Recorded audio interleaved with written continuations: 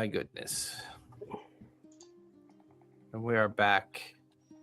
And so's Mordain, sort of. Mostly. His name's there. He's communing.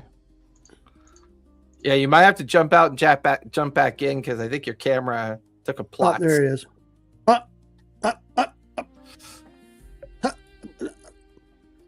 Stand by. We are experiencing technical difficulties.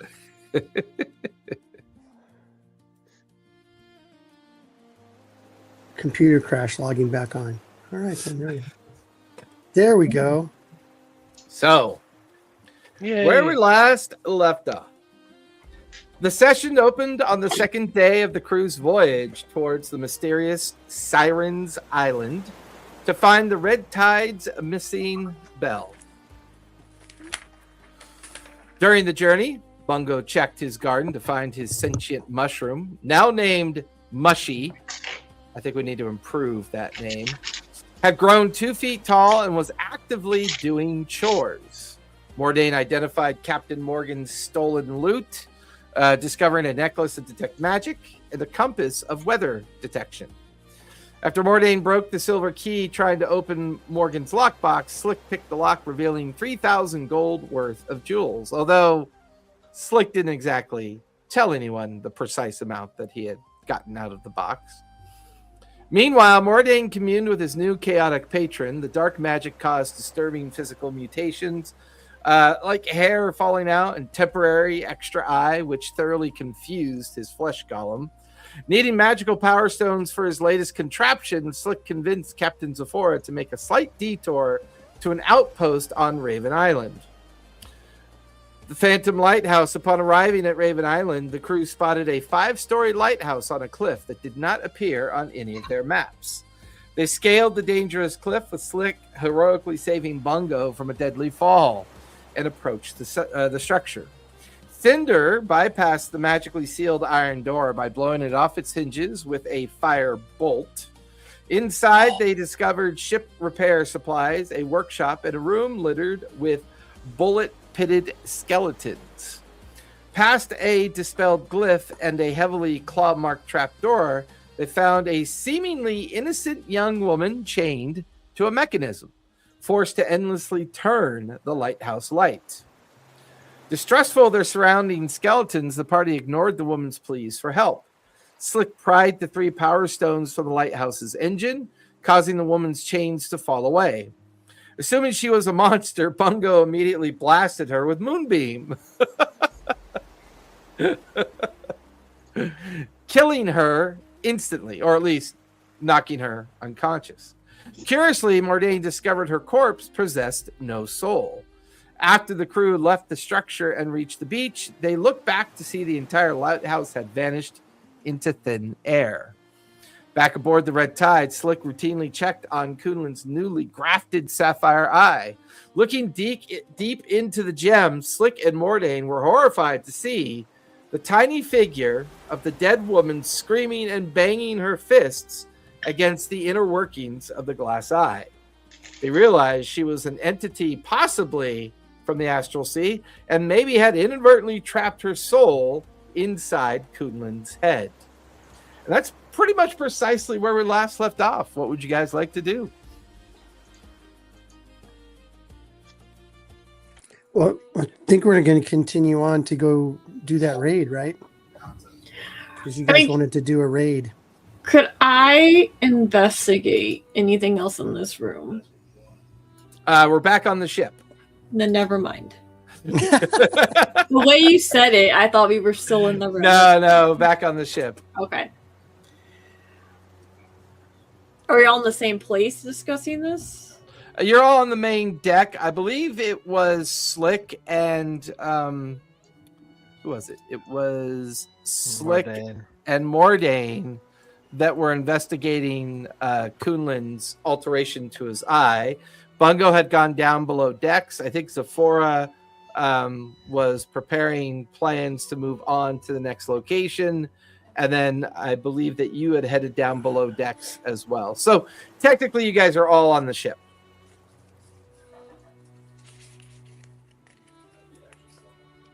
Okay. I'll have Kunlun chart the course to that. We're still headed to that one town on the island, and then we're going to get close enough for Crackers to go take a look at it. You're heading towards High Watch or Free Fall? I thought it was High Watch. Yep, High Watch. It's a town, Okay. right? Yep. On that side of that side of the island, right? Yep. Okay.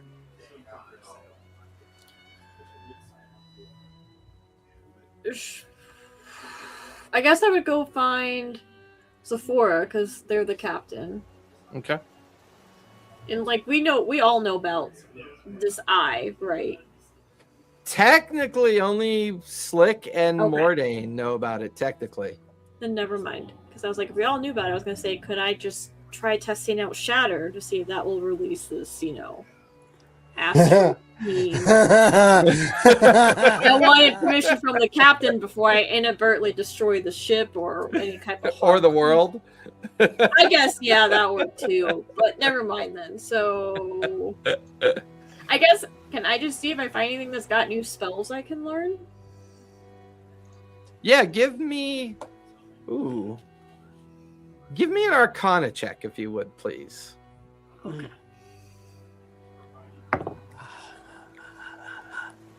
Let's see. Well, that's not bad. Keep forgetting she's technically a member of the crew on the Red Tide now.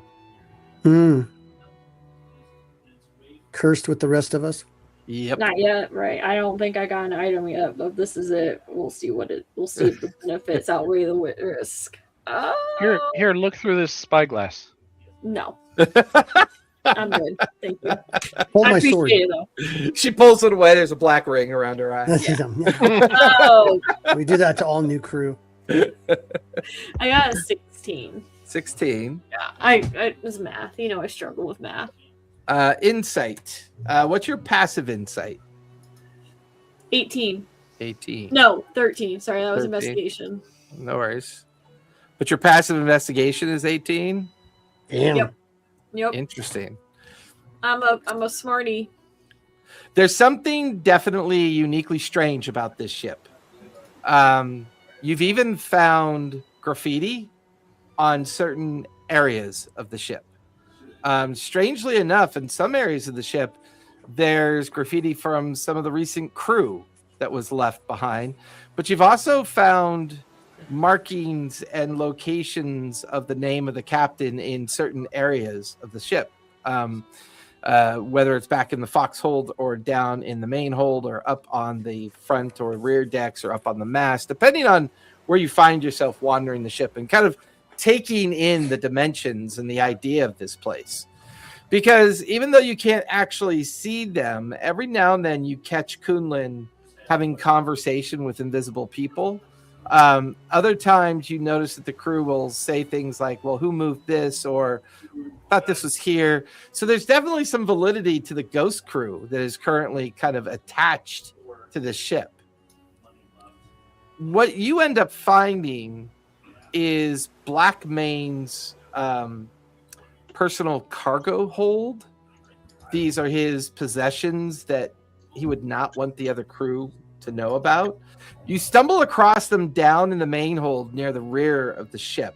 There were a series of loose planks, and on one of the loose planks was scrawled and kind of like carved into the planking, Black Main. The weird part is you've wandered down here before and you don't remember seeing that. That feels a little odd or awkward. You remove one of the planks of wood. There is a book wrapped in linen in like behind the plank that was loose. Can I mage hand that? I don't want to touch it yet. Yeah, the mage hand goes in, picks it up, brings it out. A little bit of the linen falls away from the spine of the book. It is definitely a spell book. Can I go to the corner and ritual cast detect magic on it? Sure. I know it's 3 minutes, so I want to make sure I'm out of the way. Yeah, and ritual cast does not require a spell casting roll. It is actually a magic tome. While in possession of it, it improves your spell attack modifier by +1. It is filled with every imaginable evocation and necromancy spell that you can imagine up to level 5. Oh, man. You know you want it. I know, but and there it doesn't seem to be any catch in my detect magic. I guess that's more identify than detect magic. Yeah, I mean the detect magic would tell you the tome is magical. As a givey, I'm giving you the +1 invocation of the spell attack modifier just by taking possession of the book. I would also say, even though you use Mage Hand, you retrieve the book, you put the plank of wood back, and instead of where it says Black Mane, it now says Cinder. That's not good. I don't like that at all. Can I see why that happened? I mean, is that an investigation or another arcana? It's definitely odd. You've already heard other members of the crew talk about how the ship could be cursed. Other members of the crew said that they have found Black Mane's items that are stashed across the vessel. I would say, more importantly, I think Bungo had a very kind of interesting interaction with an item that he took, and in representation of his name appearing on graffiti wise. So I would say you've had enough interaction with the crew so far that this confirms their notion of a curse, but you're not entirely sure that's what it means. I think it's a curse. He thinks it's awesome.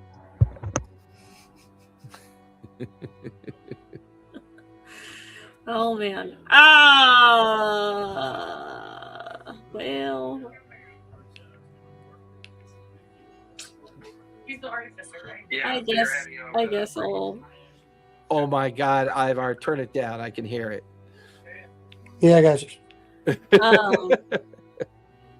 I'm really torn because I already know being on this ship that nothing good. Is there any way I can Mage Hand the book down and just open it with the Mage Hand and see what I can see in the book? Yeah, I mean I actually touch the book physically with my hand.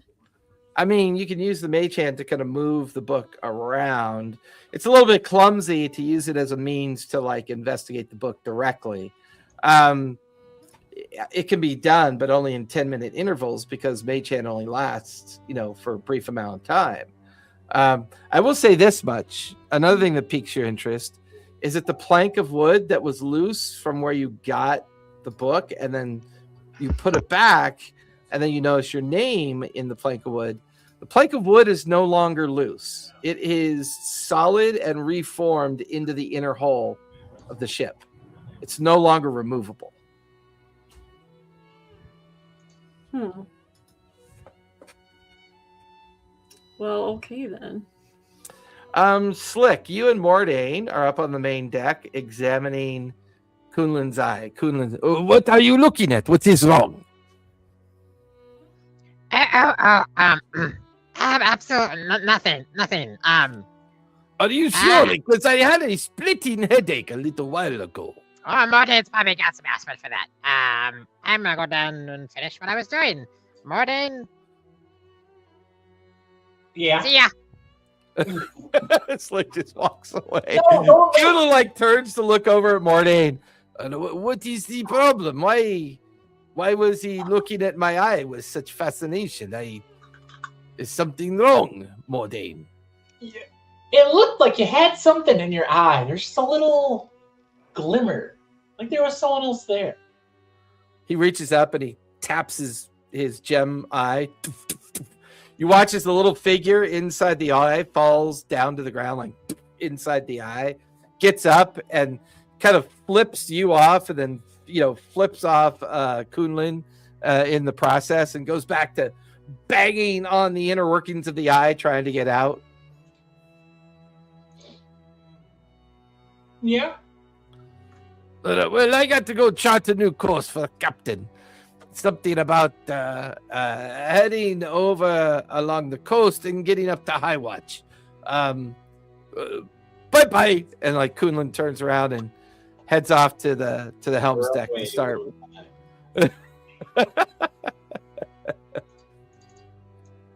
Kind of look over your shoulder, Mornay. You can see your flesh golem standing on the main deck, just staring at you. Hi, creepy. It's okay.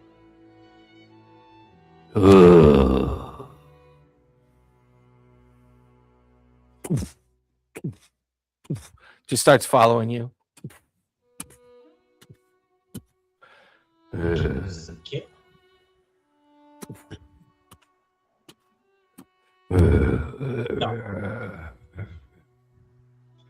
Everywhere you go, it just keeps following you. Well, I always wanted something right attached to me. Got what I wanted. Slick, where are you heading off to? He's working on finishing up the bulking the hull with his hollow discs. That's right. That's right. You and Skrilo go back to working on the ship. It's about a 4-hour course to get over to High Rest. By the time you guys arrive in the offshore area of the northern part of the Raven Island, it's now dark. It's nighttime. Sun is set. The moon is up. And High Rest appears to be this old kind of fishing town. You can see at least 2 or 3 dozen fishing vessels. There are lights on in the background of the town as well as the buildings, but you don't see any actual movement of people. And the one thing that's a little bit strange is in the harbor entrance that leads into the docks and anchor points of where all the fishing boats are, you can see a protrusion of rock coming out of the middle of the water. You can also see around this rock broken and shattered pieces of shipwrecks that have kind of settled in over time. And sometimes you'll see a mast sticking out and jutting one way, or you'll see, like some floating debris that's been kind of bound up in kelp and seaweed, so it's unable to kind of like break away from the rock. The rock itself stands about 10 feet tall. It's maybe 15 feet around.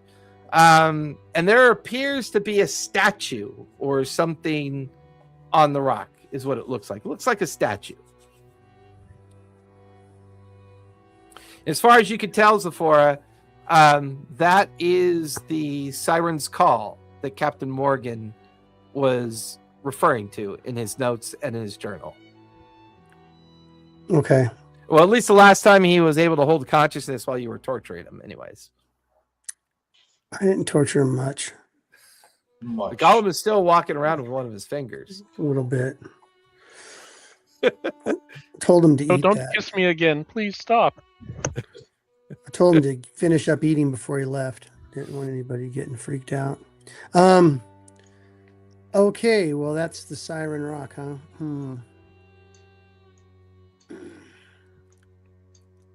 Does it just look like there's no way to get on top of it, or? I mean, it looks like the only way to get to it is either to swim directly over to it or take a tender over to it. Can I offer some Well, what do you want to do? insight? Use Give the me eye an... patch. Oh, that's right. What does the eye patch do for you again? Lets you see underwater. It does. Do you want to get in the water and look around, Bungo? If I am aware of this, yes, I will put the patch on and hang over the side and start looking around. Make sure we don't, crash ourselves up against some spires or rocks or some shit. Yeah, you tie off a rope and you descend the 15 feet down the side of the ship and into the water. As your head submerges, you start looking around in the dark water. Oh, the way you explained it earlier is we could just see beneath the waves. We didn't even have to go in the water. No, you have to be in the water for it to Oh, work. Sorry. okay. Yeah. Okay. No, that's not Then how it yes. was. It was you put the goggles on and the water becomes a clear blue to see to the bottom. You don't Is have this the eye patch or the goggles? Eye patch. the eye patch. That was Eye the one I patch. found. Yeah. Oh shit! Never mind. I'm thinking of the wrong item. I'm thinking of a Black, different item. black Green goggles eye is patch. the goggles. Yeah, is the other yeah, one. yeah, yeah. So as you stand on the side of the ship, looking down into the water, the Siren's Rock is maybe about 200 feet off the port of the ship. Beyond the rock, you can see all the fishing vessels, and then beyond that, you can see the docks and the pier that lead into the small fishing town of Highwatch.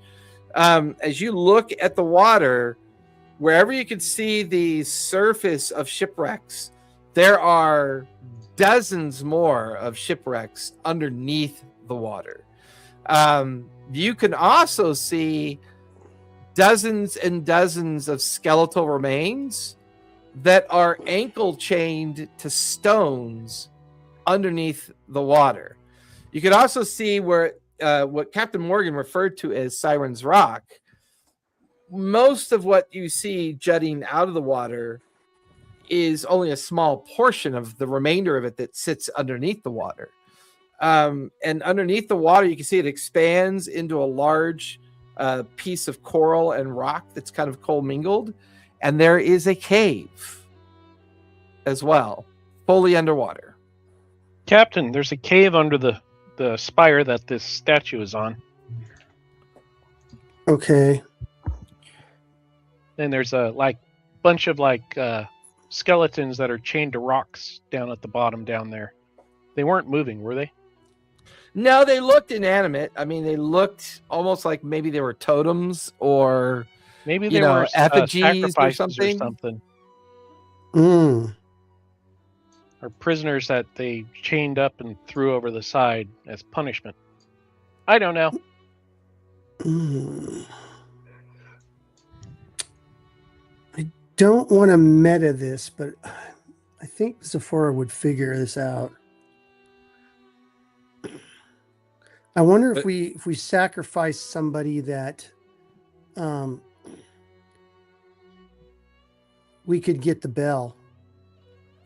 As far as you've been able to determine from the journals from Captain Morgan, is that he sacrificed the bishop's son in order to put the bell inside of the Siren's cave. The trick Oh. is he didn't really specifically detail how to retrieve the bell because he had no intention of ever retrieving the bell.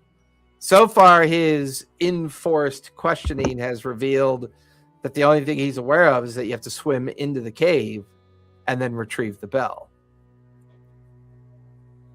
Master's trying to get us all killed. Okay. At least that's what he's been saying. Do you think it'd be worth possibly trying to do a sacrifice and see if they'll bring the bell to us? Since we are in charge of the Red Tide, it might work. Do I know, or do we know about? I mean, I would Making imagine I'd leave it up to sacrifice? Zephora if she shares everything that she's learned so far from the captain's journal. I mean, it's some of Oh, it's yeah. common knowledge through conversation with the captain over the ever since you guys took Captain Morgan prisoner, left the other island and been making your way towards Raven's Island to find where Captain Morgan had stashed the bell. His descriptions are not what you would call highly detailed. You know, he describes that, you know, he sacrificed someone to utilize the Siren's Rock to stash the Bell of the Red Tide down there. His journal points to other things that he's put down there. And there's even rumors that, you know, through his journal, that this spot was specifically picked because this spot is believed to be cursed because of the vast amount of shipwrecks and the strange situation with some of the sailors that exist submerged underneath the water.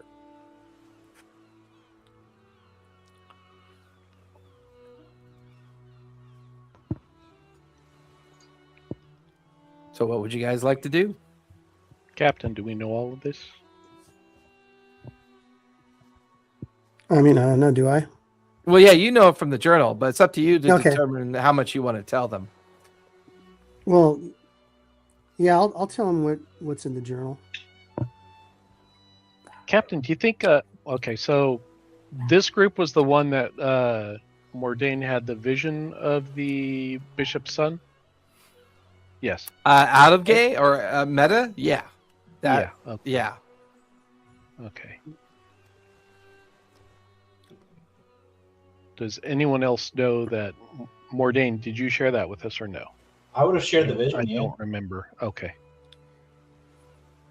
Do you think Well- he chained the bell to the kid and then sacrificed him so that they'd put the body down there with it? I don't know. Should we ask him? I think we should. His face is a little puffy. His jaw is broken, but you could certainly ask him. Hey, man. Captain, sir? Yeah, where you want? I told you everything I know. I don't know why you keep coming back here looking for more. I don't know Yeah, anymore. I'll make you some good food with no poison in it if you'll tell me how the bell went down there. He looks over at the chamber pot in his brig. He's just like, he's like, oh fuck, that explains a lot. Oopsie poop. All I know is that the cave is a place that the sirens exist in. They spent many years calling ships to their doom here. I don't know the full nature. I just use this place as a means to get revenge on those that have done things to me in the past. The bishop, oh, what an asshole. The least I did for him and the most I could ever do to him. I punished his youngest son. I sacrificed him as part of the ritual to hide the Red Tide's bell down in the Siren's cave. I honestly do not know how to retrieve things from here. This is a place that I use to, how shall we say, force the dead to pay their tolls. Wait, do we just need to go in the water and get something? Say that again, Morty? Are we just going in the water to get something? I mean, he's describing it he's describing it in such a way that going into the water and then swimming into the cave, the expectation is somewhere in that cave would be the bell. How many I don't know what the formal term would be, lengths of rope do we have? I mean, they come in standard 50-foot lengths of rope. You could probably easily assemble up to 500 feet of rope if you're trying to posture the idea that, someone ties it around their waist and then goes swimming into the cave. Cool. I am going to I'm going to put rope around the flesh golem and have him just trudge. And I'll connect through his. You watch as Mordain ties off the rope and then he commands the flesh golem into the water. Like and use the eye patch so you can see what's going on.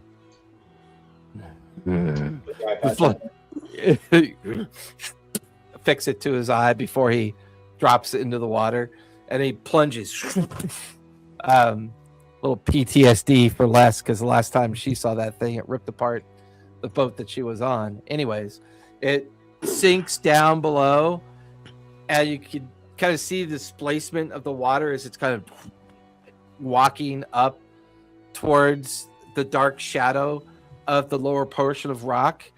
You then lose track. You can't really see. It's too dark. It's too murky. But the rope is still unspooling. and still unspooling and still unspooling. About 150 feet of the rope has gone now. And it's still unspooling and still unspooling. No sign that he's stopped or turned around for any particular reason. He's still moving, still going deeper into the cave. It gets all the way to the end of the 500 feet of rope, and the rope goes taut, just goes really taut.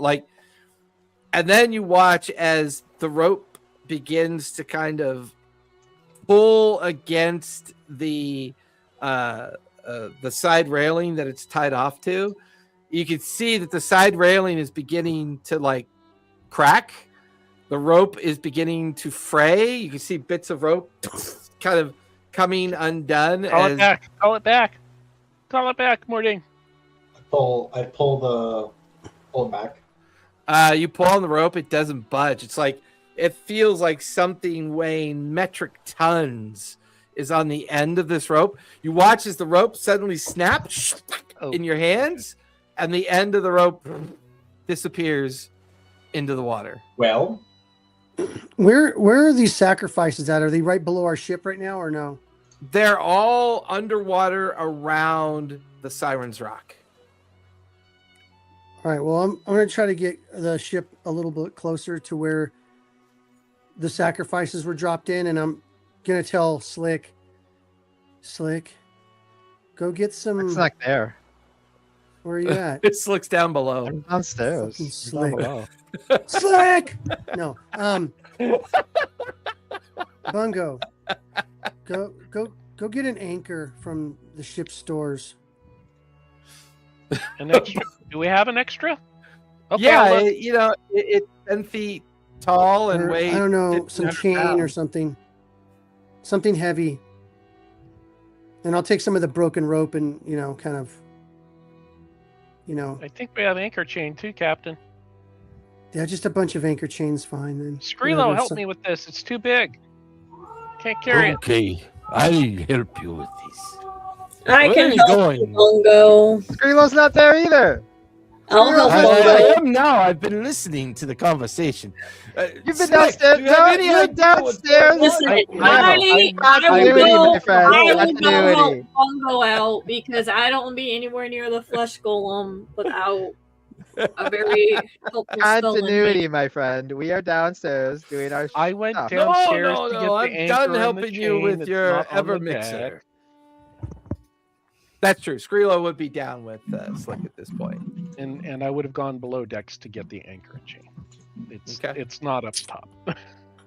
Correct. It's Well, in the then in main that hole. case, I think it'd be like, what the fuck are you guys doing down here? We got the party upstairs. Hey, Bungo, were you the one that gave us all water breathing? Yeah, he does it as a It's ritual daily every day. 24-hour. Yeah. Oh, it's a daily thing. Okay, good. All Yep. right. Bungo, yeah, on your way down towards the main hold, you'll pass by the workshop, and you also pass by the fact that both Slick and Skrilo are working on reinforcing the hull, making repairs to the ship after the last fight that you guys had with Captain Morgan. You easily Hey guys, go. we're at the Siren's Rock. Yeah, so? So We're trying to make sure we don't drown. there's a cave under there. Under the ship? Yeah, Okay. under the Siren's Rock. Is there something you guys can handle? Because, we're leaking water over here. It's where the bell is hidden, I guess. I don't know. Is Ow. there some? Is there Oh, something why did you spell say I so can at the do to help beginning? mend wood? Yeah, we're working on it. Mordain sent the Ooga Booga down.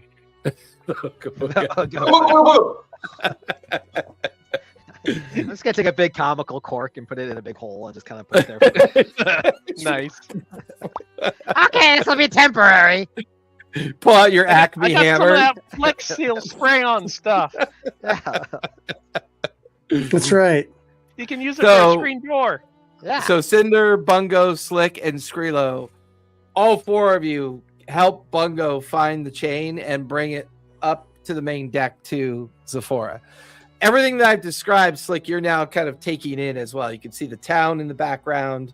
the rock with a statue on top of it, and then little bits of shipwreck kind of protruding out of the surface of the water as well.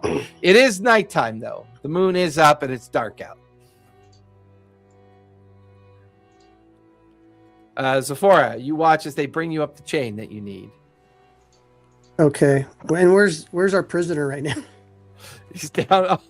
He's down in the brig. Bring the prisoner up here. Hurry. You know how And then- spatials work, right? You know, like people don't just teleport to where you are when we start describing shit, right? Like we all know that, right? Oh, that's not how it works. I know it's a magical ship, but I haven't teleported any. I haven't created a teleportation thing yet. Hey, We can Yeah. just do it. whatever. Yeah. I mean, I'll use the ship's horn. You can. I That's got fine. this, like, everybody's go- You guys just have to describe the scene. This way, we're all like teleported right to where you are and all doing shit. Like, Mission 1 across the Can ship. I have that as a magic item every time I talk to somebody? we Just could, teleport to you? maybe I don't know. Like, that'll be It's the like- next thing we'll get, right? We'll You're just be taking a instant shit, all of a sudden, transporter. bang! You're standing in front of me. Hey, sorry, I needed you. Um, Okay, so So he's I mean, down I in would the imagine hold. while Bungo Slick and Cinder had, and Skrilla were down below, getting filled in, and then like bringing up the chain. You and Mordain went down to the brig, gathered up the very rough Captain Morgan, and brought him up, so that by the time Slick, Bungo, Cinder, and Skrilla came up with the chain, you're kind of all gathered on the edge of the deck. all right, well, I tie that bundle of chain with the rope, and I tie that rope onto his ankles. Ankles. Oh. He just Sorry, looks man. at you like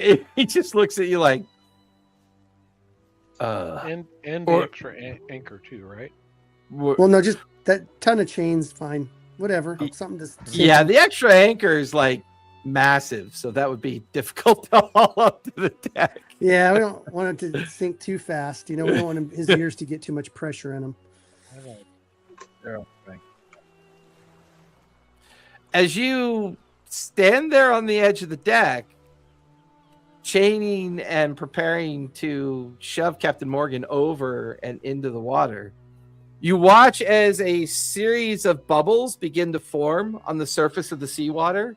Mhm. And you watch as dozens of female sirens kind of break through the surface of the water, so you can see their long hair and their kind of strangely aquatic faces, and they're watching you with eager anticipation. They're Mhm. even kind of frothing at the mouth a bit as they chomp on their strange sharp teeth, staring at Captain Morgan. It's like, this is a gift to you. I would like to have my ship's bell back if I could.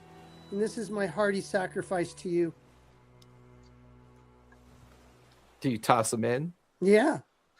You shove them in, hits the surface of the water. Immediately, all the sirens dive underneath the water. From up top, all of you looking down, you watch as the sirens all just flail the captain to the bone, just to the very bone. It's like boiling with water and skin that kind of boils up to the surface. You then watch as they kind of leave after finishing him off, and now there is just a skeleton kind of like dancing in the waves. The chain has all clumped down in the seabed, and he's now just one of many dozens of skeletons that just kind of, wave there in the underwater and kind of just proving that this place exists. But you didn't really get a response. Yeah, I know. I'll wait a minute to see. There's this huge eruption of water, and then you feel the boat rock a bit. You look down to see the flesh golem. Mhm. It's climbing up the side of the boat, and it pulls itself over, and it's just covered in seaweed, kelp. You can see like a huge like shark bite in its rib cage. and it just kind of stands there with a dopey look on its face. No bell. Did not seem to be able to retrieve the bell. Too heavy, couldn't find it. Okay, so no. Yeah, that's what you always say.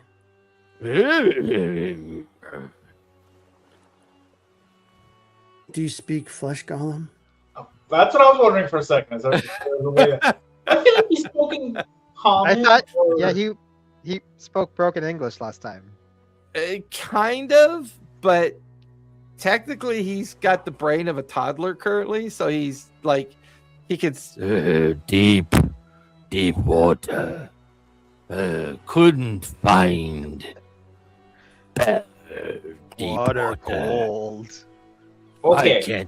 I can't feel anything. Shark tried to eat me.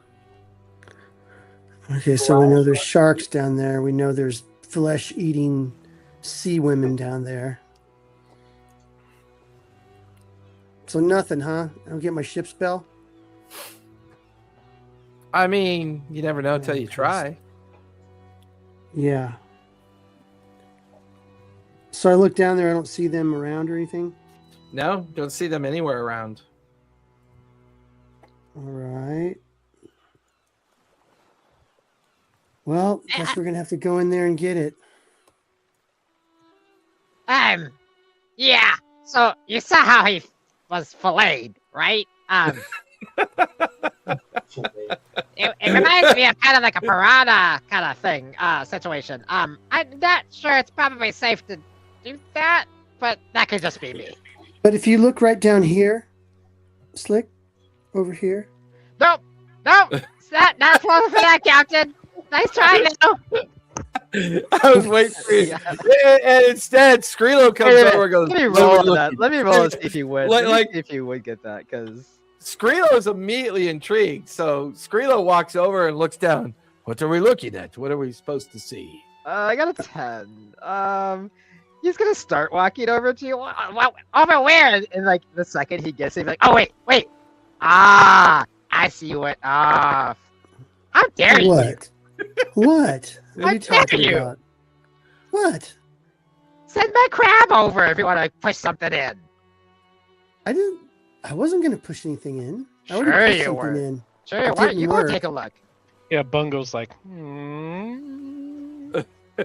Why'd you point where I was gonna look at? Let's get a little closer to the railing. You tell me where. You show me where. You coward. I'll just step off the boat. Throw my crab. I offered my crab. So how long do we let them sink before we just take over the ship? Sephora's like, you can see bubbles trailing up as Sephora's sinking down towards the seabed.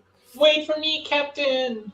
how long do we? Morty Okay. just goes leaping into the water. After I give the it 5 one minutes. man leaves, I'll be like, okay, now that the reasonable people are here, do you want to just take the ship and go somewhere? Like, After that little stud he tried to plug me, I'm okay with that. okay, that's one vote, Bungo. I don't know if we can because the captain is down there. I don't think the ship will listen to us. But I could be the captain. Like, I'll be the captain now. Well, not while Zephora's alive. Well, let's give it 5 minutes. Okay. I can't breathe underwater here. Well, Mordain took the eye patch, so I can't see what's going on down there. Technically, technically not, because the flesh golem's back. But You have to did patch this you flesh put the patch on the flesh golem? golem. The flesh Yeah. golem's back on the ship. No, he put the patch on so he could see where the flesh golem was going. Yeah. That's Why would the flesh golem need the fucking patch? exactly. That's what Oh, I I thought thought that's what too. you guys meant to do. Oh, okay, that makes sense then. I say 5 minutes. It's like, God, you guys don't even know what the fuck you did. Yeah, Cinder belongs in this crew.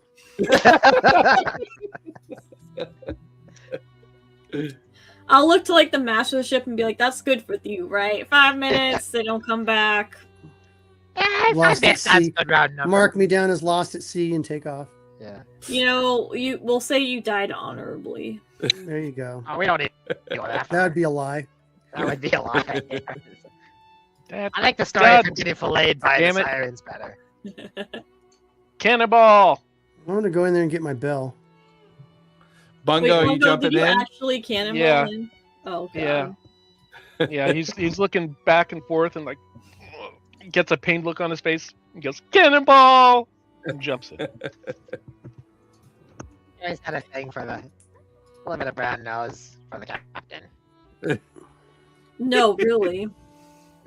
Okay. Slick. 5 minutes. Then we go.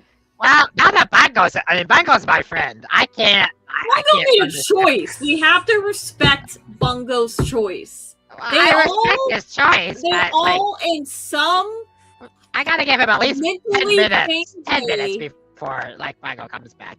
Listen, they all, in some mentally sane way, consented to jumping overboard where sirens are probably at.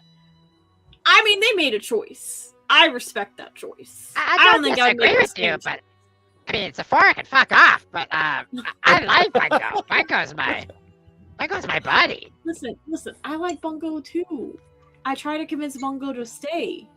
Bungo made a choice though. I mean, are you going in next? Am I watching you just flutter on him? Like, what's about to happen? Damn, you're a good pirate. I know, it was almost like I was made for this. So the forest, since you're the first one in, looking through the murky water, the night stars and the night moon that are out are casting some light down into the water. You can see that at the very base of the stone rock where the siren statue was on, you can see now all around here, chained to either rocks or heavy timber or shipwrecks. You can see all these skeletal bodies or very decayed bodies in various states of condition. You then hear Mordain kind of splash alongside you. He could see everything as well. Then you hear a muffled cannonball, and so now you, Mordain, and Mungo are sitting there floating about 50 feet away from the ship, kind of swimming in the direction of where you could see the base of rock, and now you can see the cave entrance. You can also see the shattered remains of a rope that was tethered to the flesh golem. It's now kind of torn and shredded in different places. Mordain, give me a perception check, if you would, please. Perception.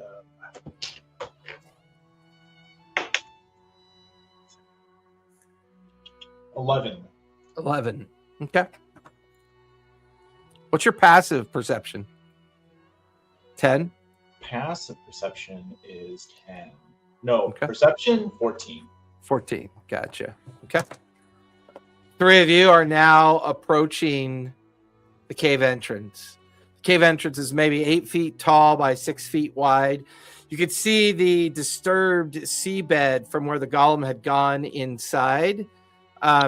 You could also see two very large pieces of a great white shark that had been shredded in half, kind of floating near the cave entrance as well.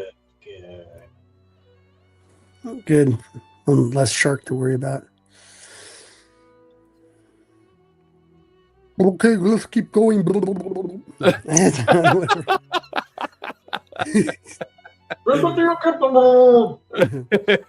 You watch as the forest starts kicking and swimming towards the entrance, followed by Mordain and followed by Bungo. Once you get inside the cave, though, you can see skeletal figures kind of lashed to the interior workings of the cave. Go in a little bit further, you can see more skeletal figures lashed to the interior workings of the cave. What gets really weird is that you're not sure if they're following you with their skulls or if it's just a current of water passing by them. But it feels like as the three of you drift through the tunnel, through the They're cave and looking through at the us. tunnel, Great. like all these skulls are kind of watching you drift by. And it descends down. It's pretty deep. It's all rough coral and stone, and like perched up on like a little landing of rock in the in the tunnel, looking down at you. You can see one of the sirens, and it's like it's 5 feet tall. It's kind of got this wicked look on its face as it stares at the three of you. You can see a little piece of Morgan's flesh still in the teeth of the siren as it just kind of watches you guys go by. Doesn't make Was any he moves tasty? or actions. Was he tasty? You telepathically hear a response. I'm not sure what you said, but all of you tend to be tasty. We don't discriminate. And you get this telepathic kind of connection. You feel hunger pains. You feel this urge to eat flesh. You feel the emotion of the siren kind of embellishing into your mind. Bungo, give me a wisdom save if you would, please. Great. How do I see a TPK coming? 22. 22. I mean, Definitely. this is 3 out of 5. That definitely saves. You felt this pull, this like the tingling sensation of somebody kind of like touching your brain, kind of willing and trying to get you to come back towards the siren, but you The siren's managed to called- fend it off, and you keep swimming, following Mordain and Zephora as they descend kind of like deeper and deeper down into the cave. Deeper, deeper. Back on the main, Deeper still. back up on the Deeper ship. Deeper, deeper still. Oh my god, I'm putting him in timeout for a second. There we go. So Slick, you, Cinder, and Skrilo and Kunlun are still back up on the deck of the ship. Kunlun seems to be having conversations with invisible people. Remembering that Kunlun can actually see the crew because of his telekinetic and kind of like psychic existence, you realize that he's talking to the crew. He then gets this weird look on his face, and he comes walking over to you, Slick, and Kunlun kind of looks down at you. Is there someone... excuse me, Slick. Is there someone in my eye? What the fuck? What do you mean someone in your eye? And Kunlun goes to look at you, and sure enough, Cinder, inside the gem that's kind of lodged into Kunlun's eye socket, you can see this girl, this kind of plain but kind of good-looking young girl, not really looking too sinister or anything. And she is just, you can't hear her, but you can see that she's yelling, and she's banging on the interior of the gem. I mean, And I you realize immediately that's recognize her weird. from the lighthouse. Yeah, you recognize her from the lighthouse. No, That was I was the- gonna see if I could cast message and try to talk to her. Absolutely. You can Cool. cast message. Message is a cantrip.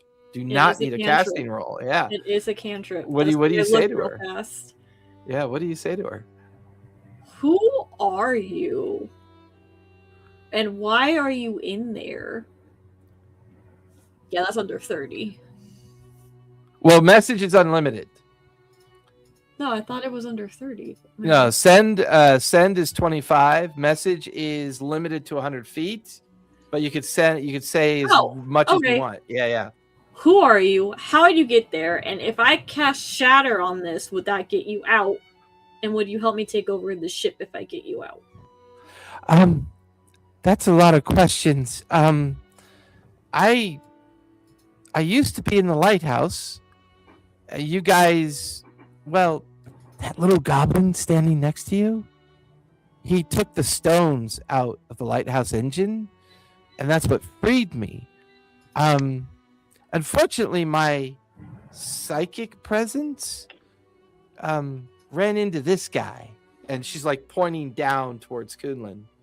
I don't even think he's aware of his full nature of his psychic abilities, but I think that's a great idea. I think you should shatter the gem, let me out, and then I'd be more than happy to facilitate any of the needs that you have. You never told me your name.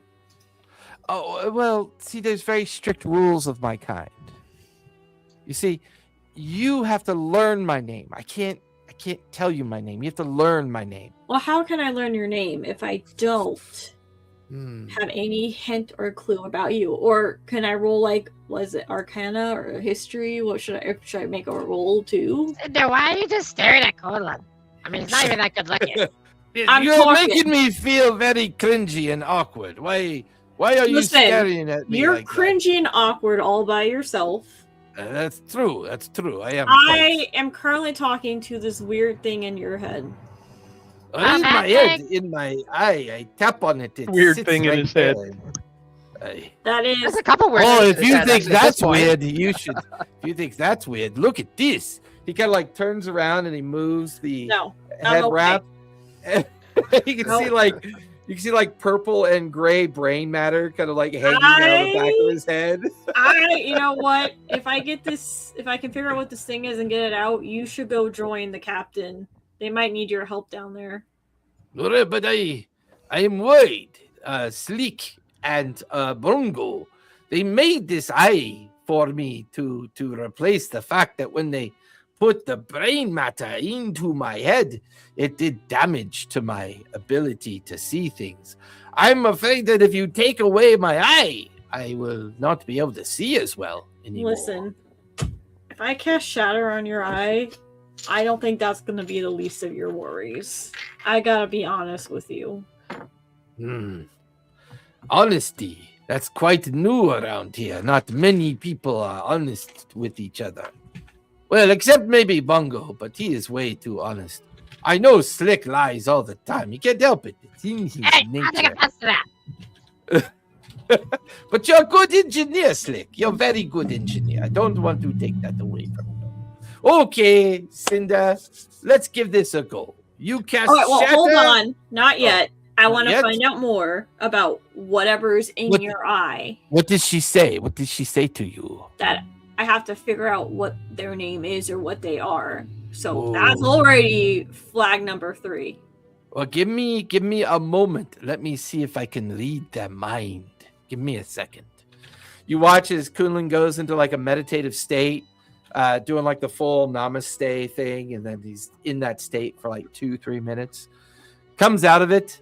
I cannot find a place that her name exists in her mind, but I know she is a celestial creature.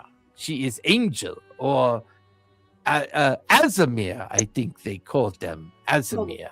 This is even better. This is great. You can give me either a religion or a history check to determine a name or nature of an entity that's Azamir that was trapped in a lighthouse for some reason.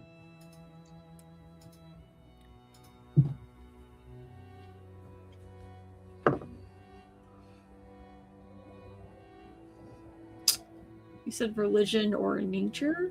Religion or history. History. Oh, they're both the same. That would be a 15. There are these things called beacons. Sometimes these beacons are built in certain areas and certain places for certain purposes. After she was freed by Slick, the lighthouse disappeared. Therefore, there was no beacon that this Azamir could be tethered to. You get the feeling that this Azamir was purposely put in prison inside of that lighthouse. And that typically when angels become Azamir, fallen angels in some cases, they lose the knowledge of their name. There could be many dozens of ways that the interpretation of their name can be kind of difficult to understand or difficult to peruse. However, if the legends are true, if you free her from Kunlun's eye, she must return the favor. So you could probably bargain with her and say, if I free you, then you have to tell me your name. According to lore and legend, that will allow them to regain their memory so that they can then share their name with you. Okay, Slick, Kulan, here's the deal. This is a fallen celestial. I could make a deal, and essentially they'll owe me one. The risk is I might have to cast Shatter on your eye, and that could blow your whole head up. Well, I don't think it'll blow my whole head up. I'm quite resilient. Hey, I, remember you know we what? got a I just looked down at Slick like, Slick, could you take it out of my skull and make it easier? I know I'll be half blind, but I think this is worth experimenting with, don't you think? Discovery through experimentation is what I always say. Hey, remember we got a shit ton of gems because of that 10,000 gold that we got. Right. Some of it was gems, so I you could could always redo it. replace it. yeah. I know I'm not there. And you just yeah, come here, give me a card, man. Bend down. Just for fucking call. And he just grabs the eye and yanks it out. Oh! No, I'm kidding. I couldn't feel a thing when you did that. Yeah, okay. you see the hollowed out socket of where the gem used to be, and You're pop it. oozing a little bit of pus. You might want to put some gauze or something in there. What do you mean Op- pus? optic You can nerve see like hanging on this his cheek. yellow and white stuff Twitching. kind of coming out of his eye socket.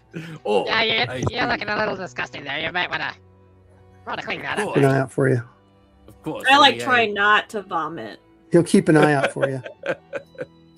And I'll hand the eye over to Cinder. I hope you know what you're doing. These high-powered individuals tend to fuck us over, so... Yeah, you know what? I do know what I'm doing. I'm totally bluffing, but you don't know me that well. Okay, let me. Oh man, let me. Hold That's on! a spell. Get behind a barrel before you I shatter know, something. I know it's a spell. That's why I was looking to see what I need to roll. I'm gonna get behind a barrel. I'm just gonna, I think Cool explosives like the next Cool, person. yeah, I will take a couple step back and hang out with Slick. Yes, All right. I will do that. Let's see. I know it's a spell, so I know I have to roll, right? It's just to hit, isn't it? It's a roll to combat spell. cast. Shatter. Oh, Right. No, oh, he's got to make oh, the spell casting roll for casting starters. spell. Got it. And Yeah. I think I then have to roll a Constitution save for Shatter. It is a con save. Yeah. Yes. Okay. What level spell is Shatter? 2? Yes. Yeah, so you need to roll a 12 or higher. Thank God. Do I add anything to it?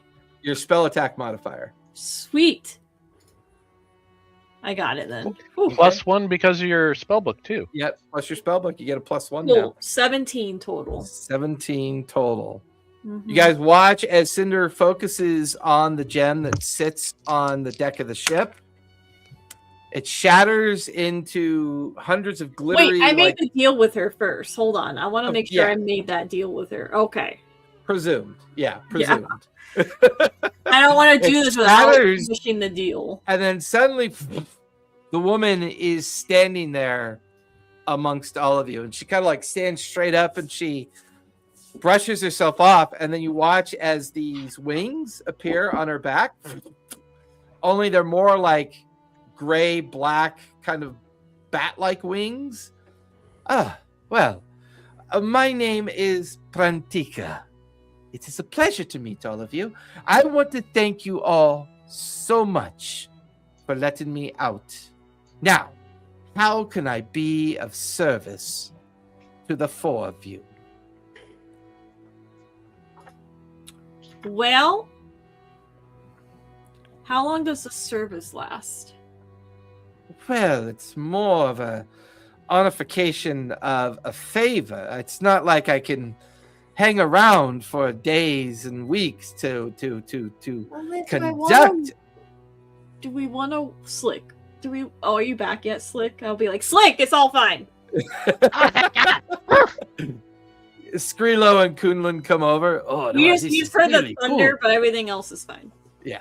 It's like a nice little 5-foot crater in the deck. Yeah. Kumla, apologize to the ghosts for me. Tell them I'm sorry. Oh, they don't care. They can't feel anything. They are corporeal. I It's meant more fine. damaging the ship, but okay. Oh, that's fine. I'm pretty sure Slick and Skrilla will do the repairs. Yeah, thanks. You're welcome. I You're literally was gonna offer my services, but fine. I guess I don't have to. Hello, lady. Nice to see you again. Hello, Slick. I didn't get a chance to properly thank you for what you did. I appreciate everything that you and all your friends did. Letting me out showed true signs of intelligence and fortitude. I wasn't trying to let you out. I was just trying to get the gemstones. Oh, that's fine. For whatever reason, what you did benefited me greatly, and I appreciate you. Oh, you're welcome. He's like doing the like. Oh, you're welcome. Aw, shucks. Oh. Sucker for a pretty face. All right. Okay. Do you know have you ever heard of Blackmane? Of course, his very spirit rots and curses this ship that you Is and your his friends spirit are on. actually here? Oh, of course it is. It's ingrained Oh, into God. this vessel. I can feel his presence, especially now that I'm free. Would you like to see what he looks like? I could show him to you. Like where is his spirit at? You said it's ingrained. Is it like a specific location here it's ingrained? Oh, well, sort of. Blackmane, would you come and show yourself? I'll hear- like did you you he- know that the Blackmane's soul is still on this ship? You hear a...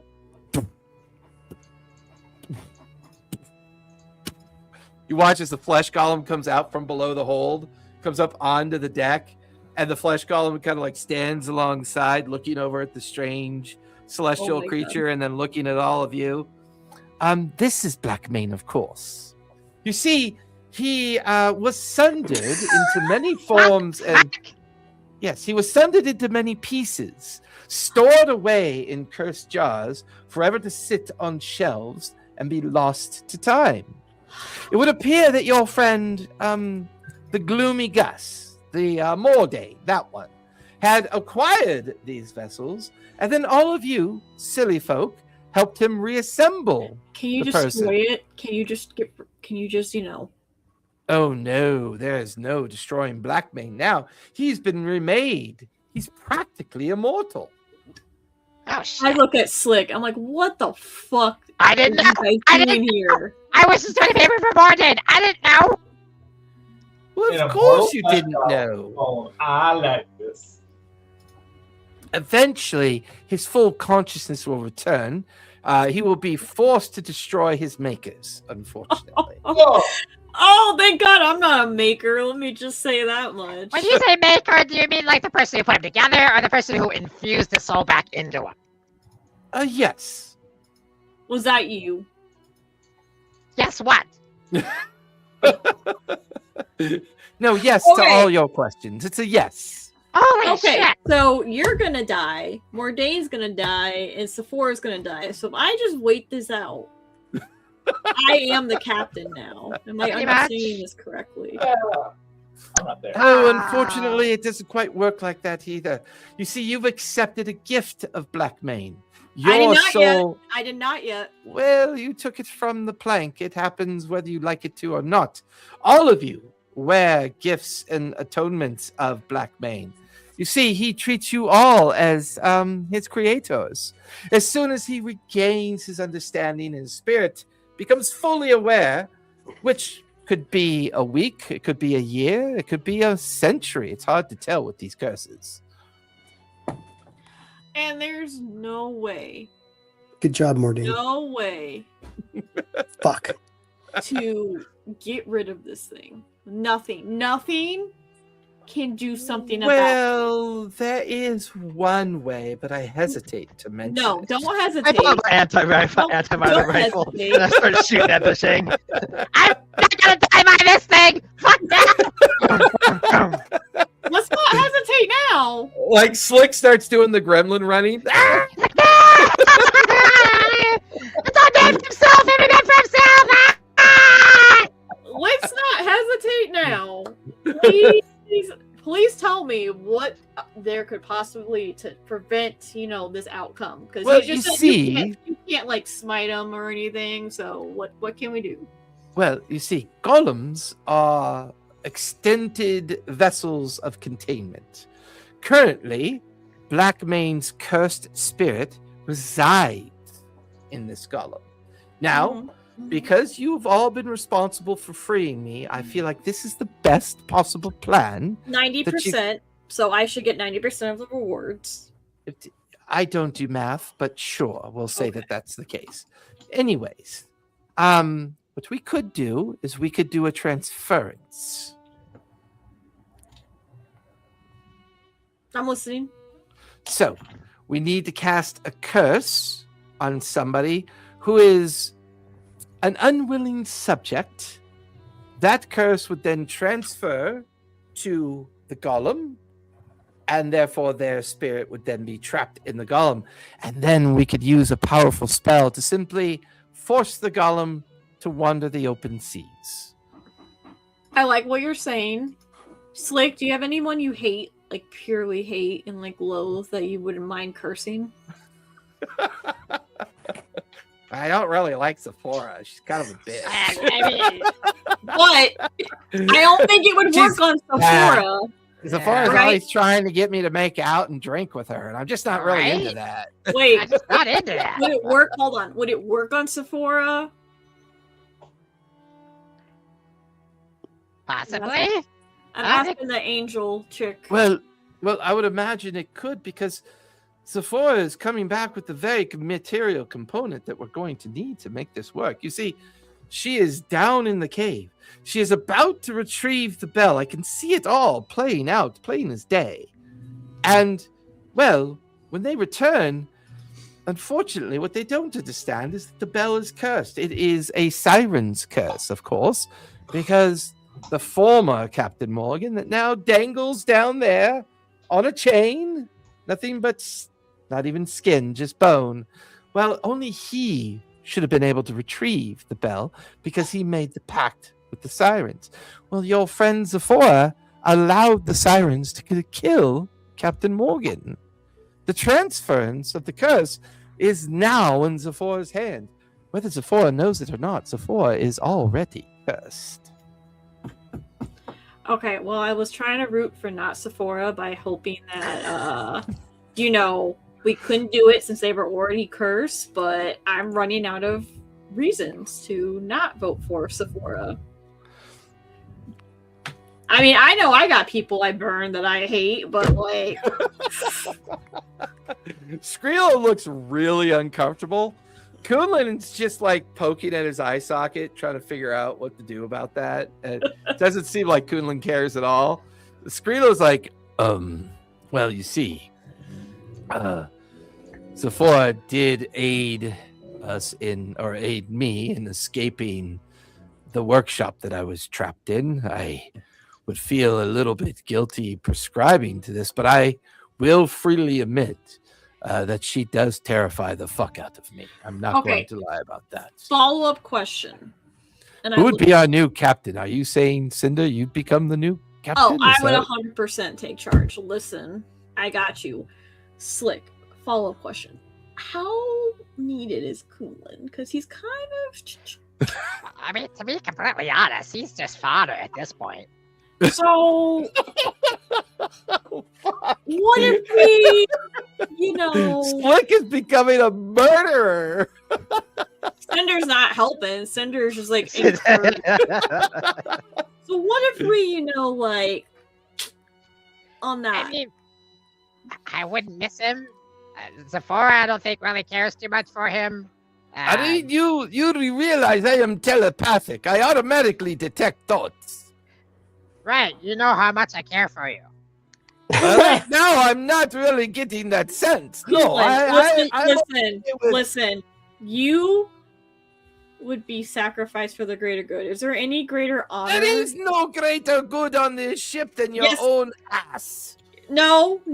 Do you really think the world needs Blackmane back Oh, well, as I an don't. immortal?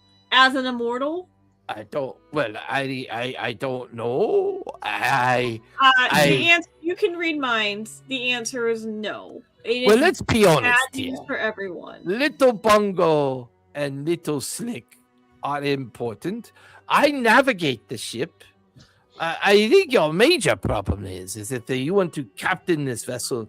You have to deal with Sephora once she gets back. I don't know how the Mordane's going to feel about that, of course. Listen, if Sephora makes it back fine, I don't need a captain. I was just saying, I'm not going to sacrifice myself going down to fucking Siren home. That's all. I was just saying, if Sephora did not make it back, I will gladly take on the burden of captainship. I really don't care if I'm captain or not. So as this conversation is going back and forth, down back below in the cave where Mordain, Zephora, and Bungo have now reached the very bottom of the cave. And it's, it's like the movie Raiders of the Lost Ark, The Last Crusade. You're down the bottom of this underwater cave, and there's these little trinkets everywhere, like a little silver box, this little kind of ceramic figure. There's like all these things, but sitting on one of the rocks, there is a ship's bell, and it's made of solid brass, and it's brass base. Carved in the brass base, it says Red Tide. All right, well, I'll go get it. So Mordain and Bungo, you watch as Zephora swims over. She grabs onto the bell. Zephora, give me a Constitution save, if you would, please. And you're under 100 hit points currently, right? Oh, yeah. Way Okay. under. Okay. So a con save? Yep. Okay. So 13. 13. Obviously, no one can say anything being underwater, but Mordain, you and Bungo watch as a green flash of energy kind of crackles through Zephora. She immediately goes stiff, her eyes go wide, and her dead body is now just kind of floating alongside where the bell is. Spare the dying. Is that a spell or a cantrip? Cantrip. All right. Cast Spare the Dying on her really quick. Zephora, no! That's so.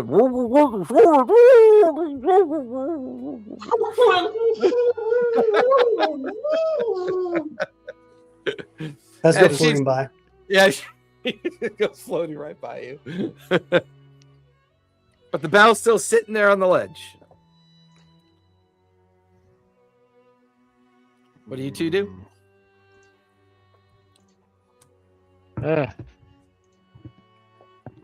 When we can't. Well, I can think it, Mordain.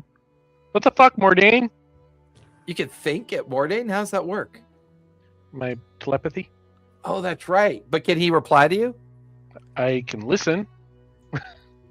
Yeah, but you're underwater. I can listen to his thoughts. Oh, okay. I get what you're saying. So Yeah. it's a form of telepathy. Okay, I got you. Yeah. Okay. I know, that's what I was thinking. What? What the fuck? Do we leave it and take her to the top and get her healed and try again? I think yeah. Mordain, give me a charisma save if you would, please. Oh, crap. That's a dirty 20. Dirty 20? But I was thinking if I'm going with the Chaos Patron, I'm going to that bell. You don't see this happen, Bungo, but Mordain, floating alongside you is the bishop's son. Like out of the dark, just kind of floats out of the dark, is right alongside you in your ear, and just starts whispering into your ear. The bell will give you so much power. You should take it. You see, there's so much more for you to do, Mordain. Don't worry about the weak will of Zephora. I've shown you where I've tread. Can you only imagine the things you can see with a ghostly crew, a ghostly ship? You could go anywhere, do anything. So much power. And it like fades away from you back into the darkness. Without even realizing it, Bungo, you watch as Mordain reaches out and grabs onto the bell. And like as I'm doing that, I'm just thinking like just thinking of Gil, like I'm doing this for him. And with the idea of chaos on his mind, you can detect those surface thoughts of chaos. He grabs onto the bell. There's this arc of energy that kind of crackles at first, but then from your vantage point, Bungo, you watch as a black miasma of swirly ink swirls around Mordain, absorbs that energy that had shocked off of the bell, and Mordain is now floating there, kind of holding the bell. Damn, awesome. Let's go. I'll like take a little bit of Zephora's belt. I was going to think this. Tie her You to take me Sephora, I'm taking the bell. Yeah, and tie her to me and head back up.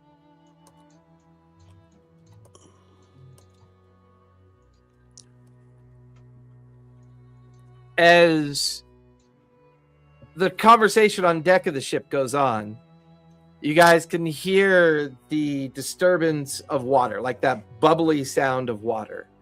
Looking over the side of the vessel down at the surface, you can see the water breach. You watch as Mordain breaches, Bungo breaches, the floating corpse of Zephora breaches, and then Mordain is currently holding the bell.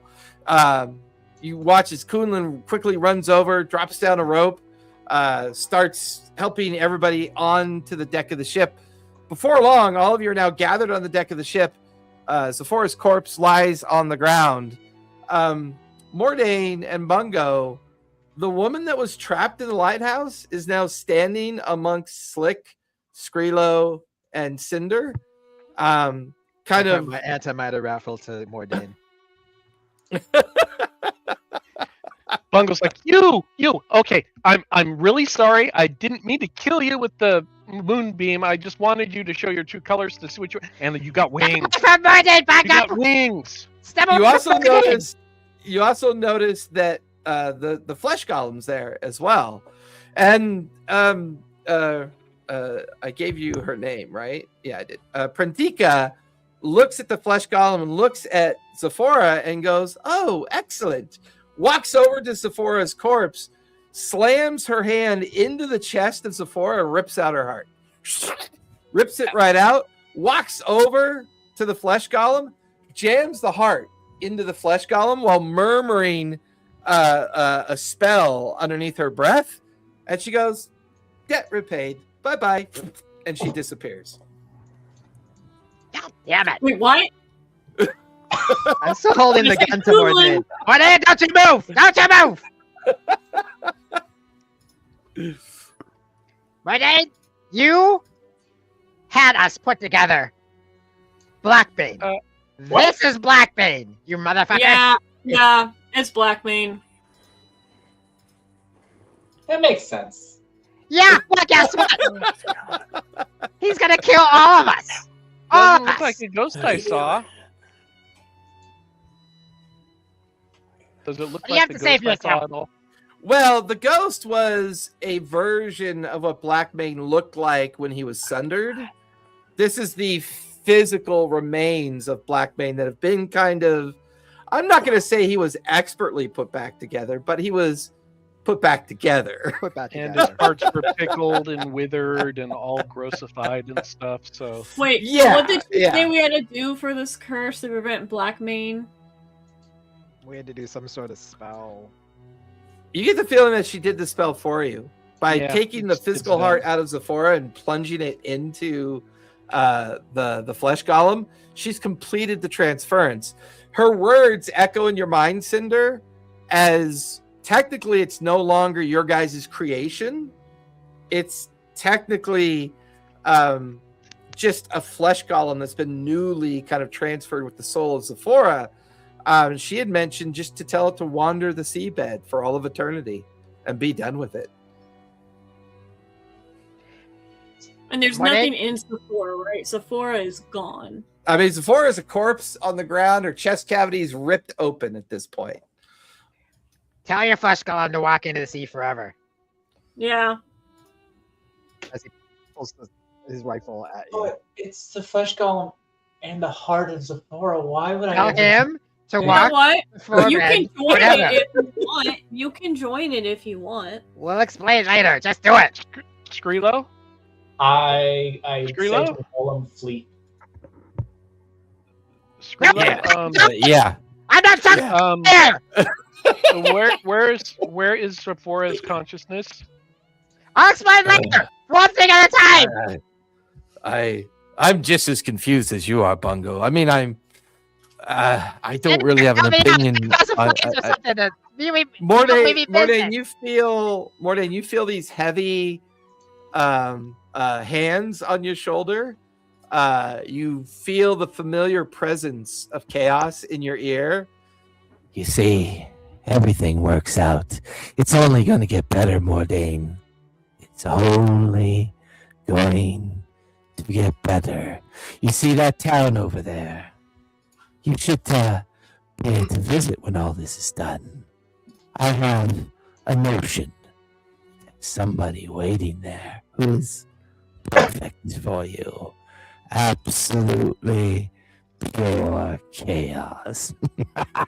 Like the teeth and the eyes fade. You feel the hands release off of your shoulders. You guys hear the swoosh as the flesh golem steps off the edge of the railing.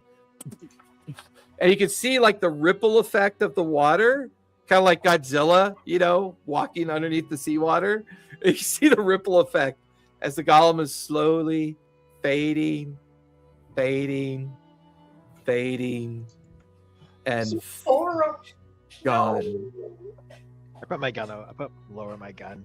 Listen, we can find a way to bring Sephora back without the flesh golem. There's gotta be magic somewhere that does this. Okay? The ship does need a captain. What about that town that's nearby?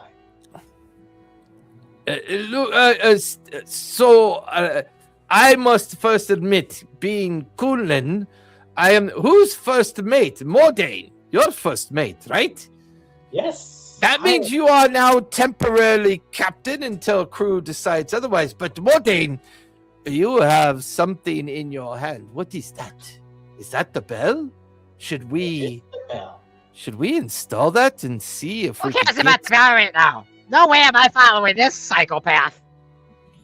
Well, You said it till crew follows otherwise. I vote for a new captain. Who I else? don't know. What I'm saying is that we need to install the bell and ring it and bring Back the and we crew. that afterwards. This is more important.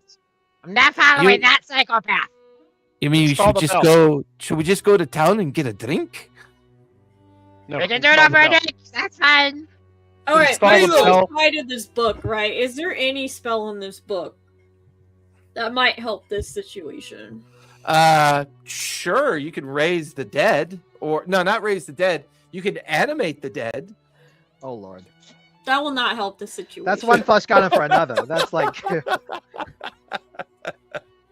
What about like You're great. Mordain, idea. may I Revivify have the wouldn't bell? work? Hold on, Revivify wouldn't work.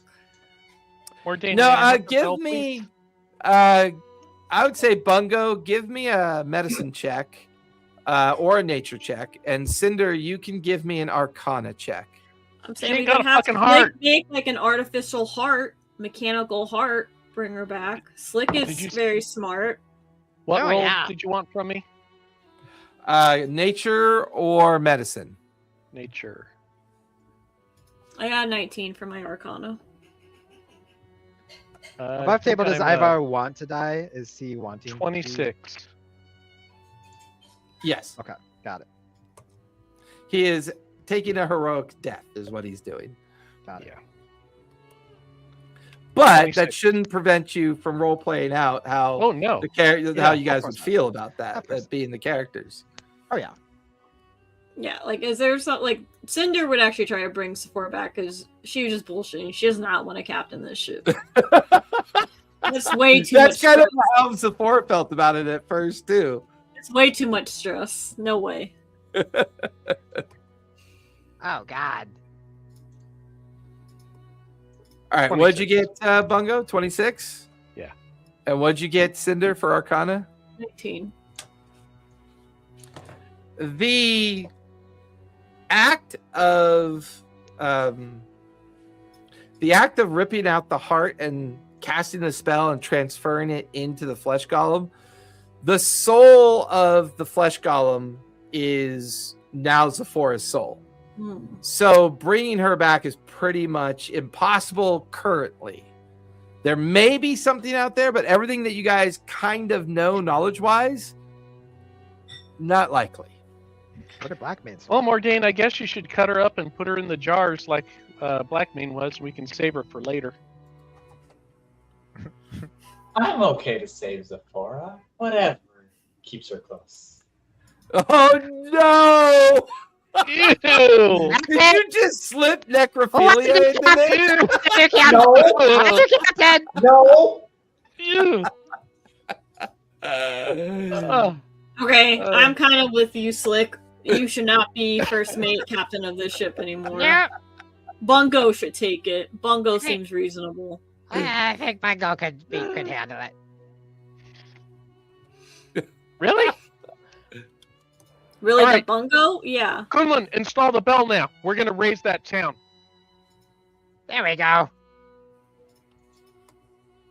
You're gonna raise that down. That's right. We're fucking pirates. We're gonna do this shit. You Not heard it. him. Now Bungo has power. Now he's getting. Yeah. Now he's out of control. And shrimp. I will. Skrilla goes. Now Chaga. Skrilla goes. I will take Zephora down below decks, and don't worry, she will be okay. I will preserve her existence. He kind of like picks up Zephora, throws her over his shoulder, heads down the stairs. Mordain has the bell. What do you guys do? Install the I bell. thought Bungo said to install the bell. That's what I said. Doesn't mean it automatically can happen. Yeah, that's fair. I guess, Mordain, are you installing the bell? I will say this much: now that the bell is back on the deck of the ship, all of you can now see the crew. Can we hear them? This is fun. You can see them and you can hear them, but you cannot control them yet because the bell has not been attuned to the ship. As we are on the way to the island, I'll try. Is that something that we can attune them, or does that take a different thing? The bell? Yeah. Yeah, I mean, you have an artificer. You have 2 artificers on the ship. It would just require some tinkering and some artificer ability to replace the bell back up by the helm's deck where it was mounted before. The original wooden mounting is still there. It's just the bell that's missing.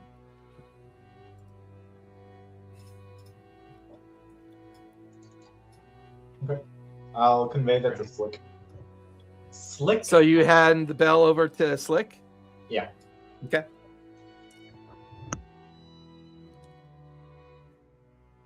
Only because we can see the ghost, not because I'm thinking you're my captain. The ghosts are all staring at you, Slick, because, you know, Mordain's holding the bell out to you. Hey, what are y'all looking at?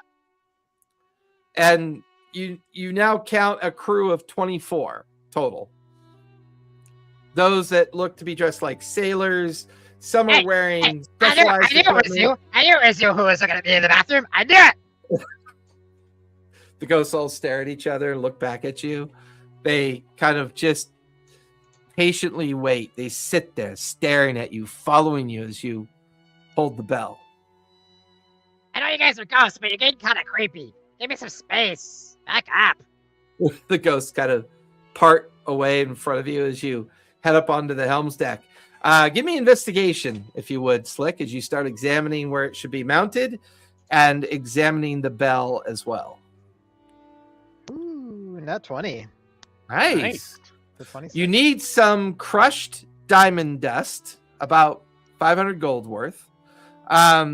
You already have a lot of your tinkering materials for fusing magical objects to physical objects, so you already have some of that. As long as you have those components, go ahead and give me a tinker check. And you have an advantage because you do have your tools.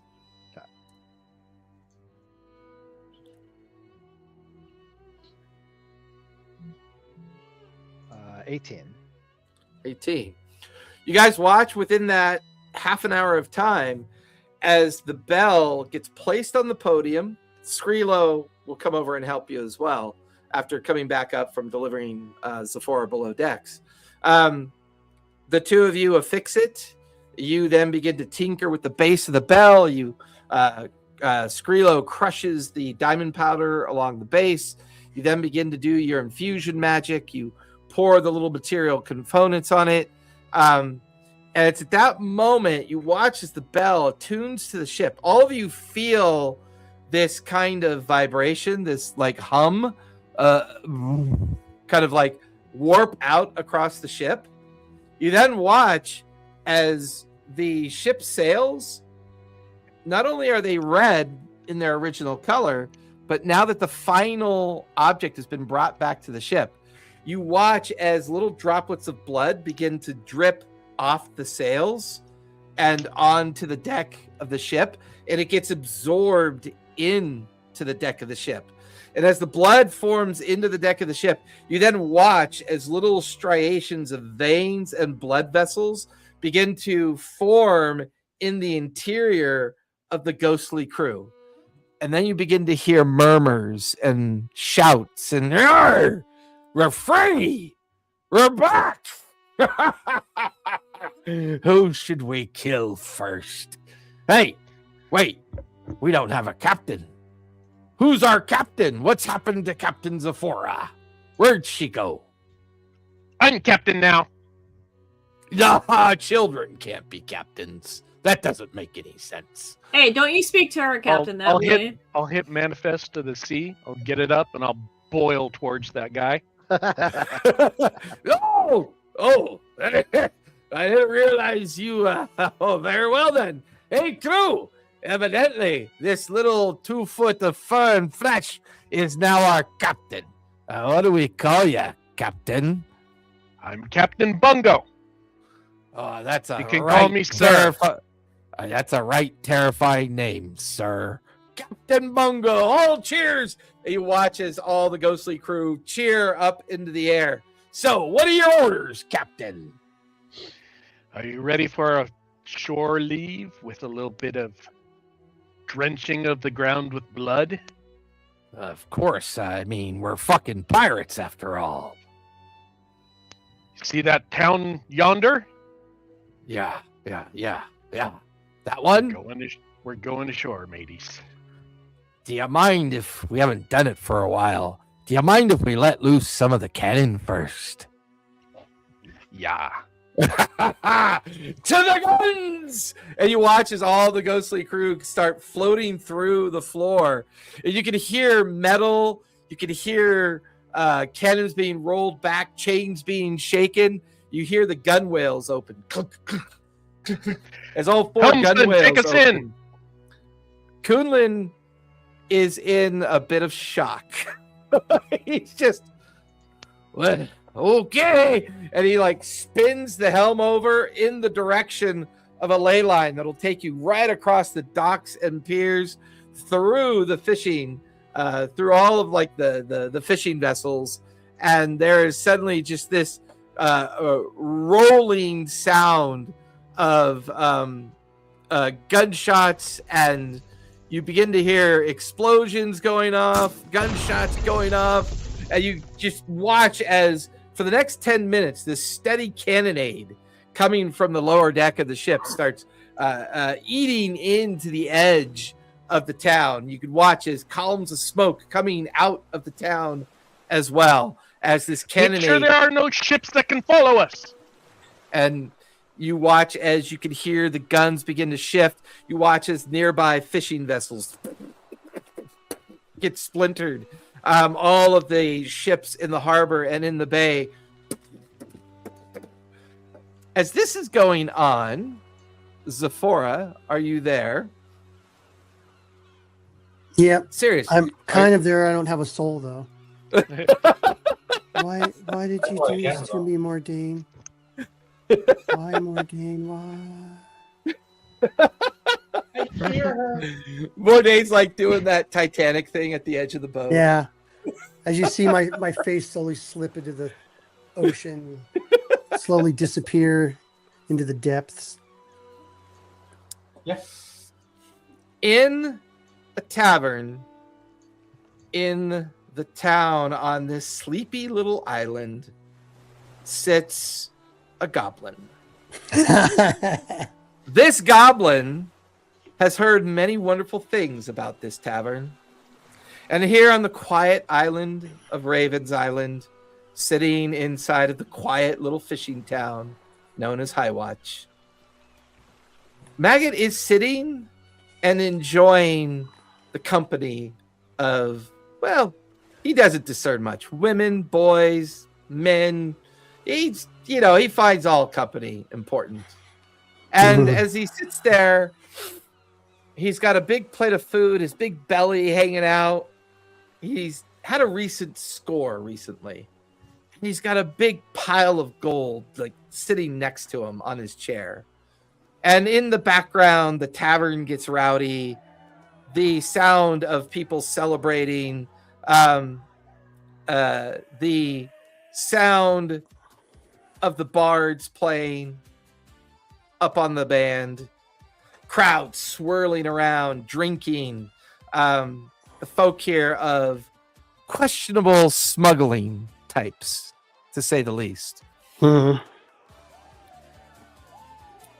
A strange patron in the background of the tavern looks over towards you. Describe what Maggot would look like at this point in his life. I don't know how he got here, but I'll figure that out later. And he's also level 5. Okay, level 5. Yeah. Okay. So he has like a leather bomber jacket on, with the fur. He's got a red fez, and he's got goggles on, and he's got just like some utility pants with pockets on them and stuff, and he's wearing Chuck Taylors, black and white Chuck Taylors, and he's got like a couple pistols stuck in his belt, and he's green, obviously, with big ears, and yeah. That's so racist. He's obviously green with big ears. And it looks like he's probably been slick taking a picture, lot of going, time "Oh, yeah, I off can see because he's got like a little bit of a pot belly, maybe like a little bit of a beer belly, because he hasn't been adventuring very much. He's been living the high life. And of course, hanging up somewhere in the rafters of the tavern, you look up to see the shadowy outlet, silhouette of your bat. A little bit of drool, and then like the remnants of some foot bones and toe bones kind of rain down from up above. The person that sees you, there's a familiarity about them. They wear Marquesian colors, but they bear a sash from Wildmont. They are from Nicodranus. You recognize their colors. You recognize the way they carry themselves. Their admiral's scimitar kind of strapped to their belt. The tall human figure begins to kind of walk across the way towards you. Are you Maggot? Who wants to know?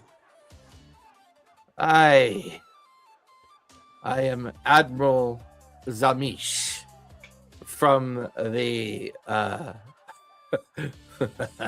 from Wildmont, from Nicodranus. I am responsible for, I don't know why I can't think of the name of the coastal region of Wildmont. I am Menagerie Coast. Thank you. Menagerie Brain. Coast. There you go. Yeah. I am the admiral that overwatches the safety of the Menagerie Coast. I earned my chevron and my feather from my former commander, Commander Admiral Tobias, of course. I have a proposition for you, maggot. I have heard you are a most excellent smuggler, swindler, ne'er-do-well, excellent shot, and you're not a fan of ugly prostitutes. You're not going to win me over with flattery, but I'll take it. He slams a you've map. heard right. He slams a map down on the table. It's all rolled up, and it's encased in a bone leg of some sort. He unscrews the top, pulls out the map, and lays it out in front of you. What would you say if I knew where the possibility of the largest pile of treasure you've ever seen? I heard that one before. Well, there's this place called Tobias's Vault. That stingy bastard kept it all for himself. And somewhere out in the Lucian Sea is an island that has it all. Now, all I'm asking is for a partial share of the treasure.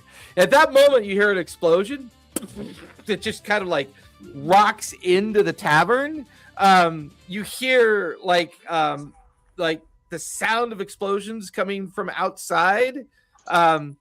Like everything around you is like suddenly kind of like people begin to scatter, but standing in front of you, the admiral from the Menagerie Coast, it's just his shoulders and where his head was, and he just kind of falls over dead. I roll up the scroll real quick. I duck down underneath the table, then my hand comes up over, grabs the scroll, rolls it up, sticks it in his jacket, and he's like, Belfry! Time to get out of here! You watch as a giant bat falls out of the rafters, lands right next to you just as another explosion goes off. You immediately climb onto Belfry. You and Belfry, he does like in the movie Heavy Metal, he does the hopping thing through the debris first, and he hops over to a nearby wall that's kind of like collapsed, and he leaps out the wall. And as you leap up into the air, it's the weirdest thing you've ever seen. You fly up into the air, and out in the bay is a ship with these like huge blood red sails. You could see gunner explosions coming from the side of the ship. 4 guns, but the guns are impressive. When they go off, you watch as the ship rocks. But even more impressive, you see these silhouettes of these bluish apparitions have kind of like thrown themselves over the edge of the ship, and they're now floating a la Lord of the Rings across the surface of the water, and they've got their weapons up, and they're yelling at the top of their lungs as they're getting closer and closer and closer into the harbor. People are coming out. They're dazed, confused. They're all standing and watch. You watch as a cluster of these ghosts. Kill them! And these ghosts come like floating up onto the docks, and they just start cutting people down. And their heads are flying, and arms and limbs are flying. Bodies are spilling out all over the place. What would you like to do, maggot? I'm gonna get the fuck out of here. Well, I want to fly up. I want to fly up around the ship and see what's up with it. Okay. Give me a stealth check for starters. All right. Shit, I gotta get maggot. Okay. Oh, that's the wrong maggot. Let me look. Wait, I got him on my phone. The wrong maggot. Well, that's my. Yeah, that's old. Is that lesser of 2 maggots? It's the greater of 2 maggots. The lesser of 2 weevils? The lesser of 2 weevils. That's a good ship joke. What the hell am I doing? Here we go. Sorry. Come on. So I need you the most. Okay, so what do I need? Stealth check? Yes. Stealth. Okay. Ooh, gosh damn. Okay, so 28. 28. As you fly up and over the harbor, the gunshots continue going off. The cannon shots continue to go off. You watch as fishing boats like split in half. You can see at least 15 or 20 ghostly figures roaming the beachside, roaming through the docks, and roaming into the different building structures, just striking and cutting people down wherever they come across them. And the sea is blood red on the beach. It's a massacre all over the place. As you float over towards the ship, you begin to realize that the ship sails have almost like a liquidity, like that fluid surface of red. Down on the main deck of the ship, you can see some corporeal figures, not non-corporeal, but actual figures standing along the railing, and they're all kind of like, they're yelling in the direction that the ghostly figures had gone off. Slick, describe what you look like now at this point. It looks the same as you. He says. Considering everything that's happened, just a description of what's. Oh, okay. He's short.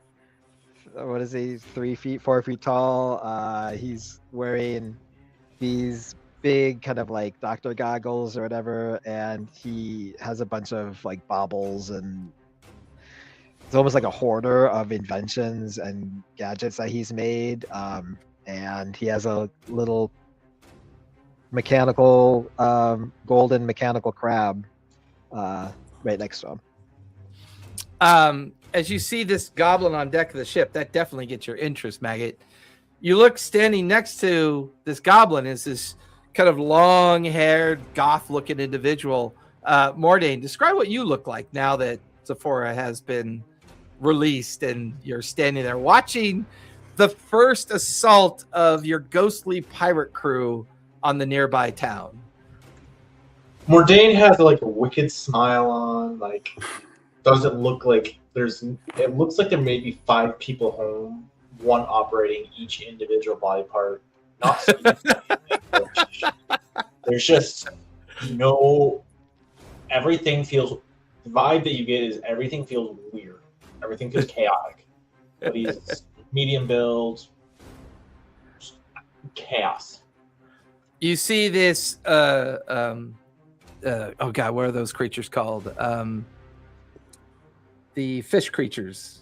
I don't have my notes up for that. Kuatoa. Kuatoa, thank you. I kept wanting to say Tuakoa. I don't know why I wanted to put a T. You can see this Kuatoa just layered with trinkets and gadgets, kind of like pointing and kind of yelling in the direction of, and every now and then saying fire. You can also see this one-eyed changeling monk kind of holding off the mast, and pointing out towards the town. And of course, Cinder. At this point, Cinder the pirate, what does she look like? Kind of having her first experience with this assault going on with the town. I mean, she's okay. She's okay. Let's be But what's real. she look like? You see human, female human, big like Harry Potter glasses. There's like a firebird kind of tattoo on her like neck, curving down to her collarbone. Very freckled. She's been out in the sun a lot. Her gear is kind of dirty and her hair is like all haphazard, like she just chopped it all off herself because she just got frustrated with how long it got.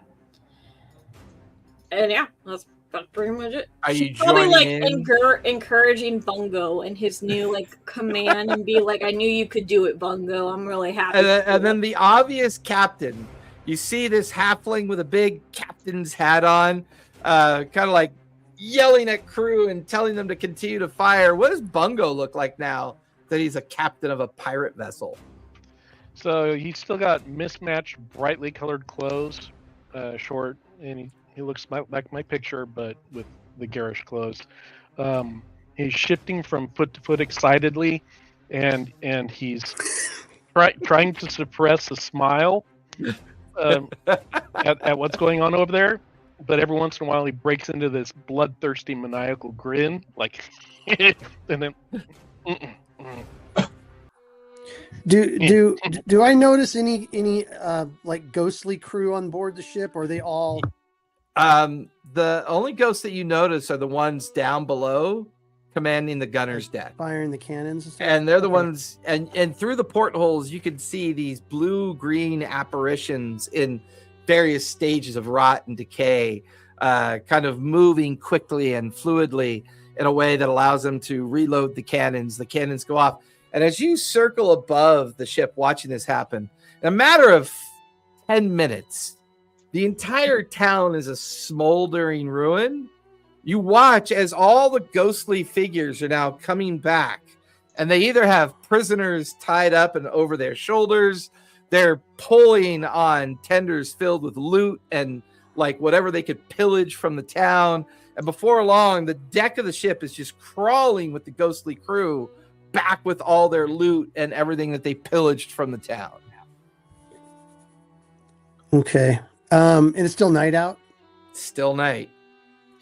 It's a little bit darker of a glow in the background as the fires of this town are kind of beginning to turn more into smoke. All right. Let's see. Let me make a roll. All right. Yeah, he's going to land on the deck. In the midst of the celebrational return of the crew, and there's heaps of loot and everything around, prisoners have been taken down to the brig. What do they see land on the deck, Maggot? So you see a giant vampire bat. It's just black, and except you see its little coal eyes and its slobbering fangs, and on, right around the neck, shoulder area, you see Maggot. He's got a little chain around his neck, and he's just holding on to it. And it just lands, and then it folds its wings in, and then it becomes super awkward as it walks around, trying not to knock over chests and stuff. Hey, how you guys doing? Attention! Hold this man at sword point. Hold this goblin at... Sorry, wrong way. Hey, hold this goblin at sword point! You watch as one of the ghosts is drinking a bottle of rum, and it's just falling through his body. What, Captain? Oh, the little goblin there. Of course. Pulls out his sword. Who be ye? Who be ye? Why be ye here?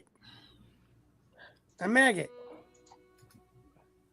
What are you doing here? Well, I mean, we just blew up the town I was in, and I got nowhere to go. Are you here for revenge? Fuck no. I don't give a shit about those people. But you guys seem pretty badass. I've never seen a ship that looks like this. You watch as a little riblet of blood falls off the sail right onto Maggot's Converse, right onto his shoes. Oh man, my kicks. I wipe it off. Yeah, but I mean, you guys look badass. I want to join. What do I do? Want to join? I'm all for it because then I'll no longer be the newest person. So you get my boo. Maggot. All right. Hey, and I'm like, Saga,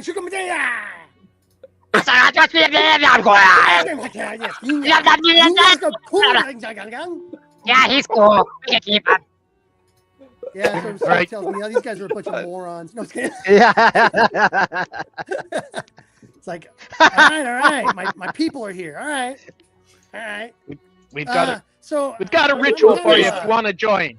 What happened to Jason? Okay. I needed a moment. Broken. Oh, you're good. Okay. We got a ritual here if you want to join. I kind of do a little bit of smuggling, a little bit of guiding people and don't know the area very well, and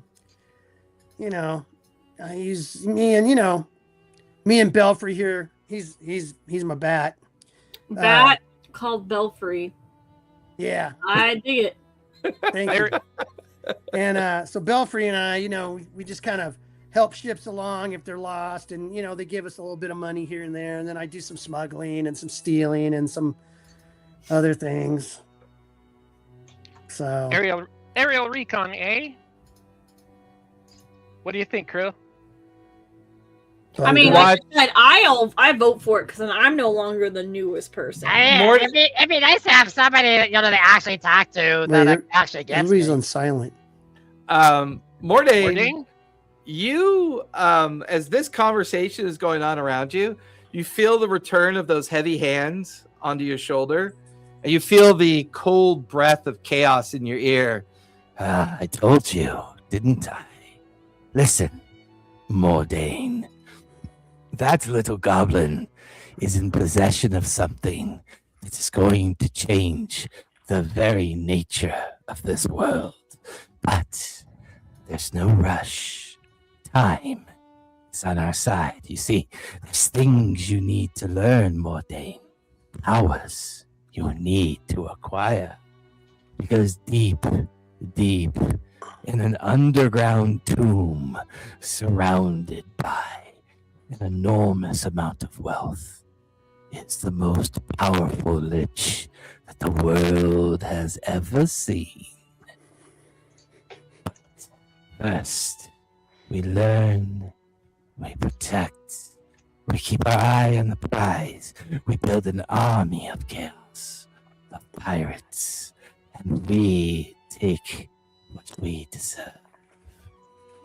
Keep the little fellow alive. Keep him working towards his goal. Little by little, it'll become all yours, Mordane. And like the voice fades, the heavy hands come off your shoulder, and you can hear Captain Bungo going, "What say ye, Mordane?" And like no one can obviously see it, but as he's like, just the smile just gets like. Get the Joker smile. It's like only just like, then just like runs up to the magnet and just like, it is you. This is gonna be wonderful. I like how he says he runs up to the maggot. I look at him and I go, I'm just saying, Goblin, Master? be careful. He just lost No. his love. I don't know. You remind me of somebody. Hey, you got any booze on this crate? We got There's wine enough downstairs. food to make you happy. Before Hope you guys raided before the you bar start blew up. before you They start had a lot of good drinking, booze in there. we Oh got shit, my money! Damn we got it. money. We got money. Had a Look pile at the of money in deck. that joint. Look at Now the it's deck. gone. It's probably here. Shit.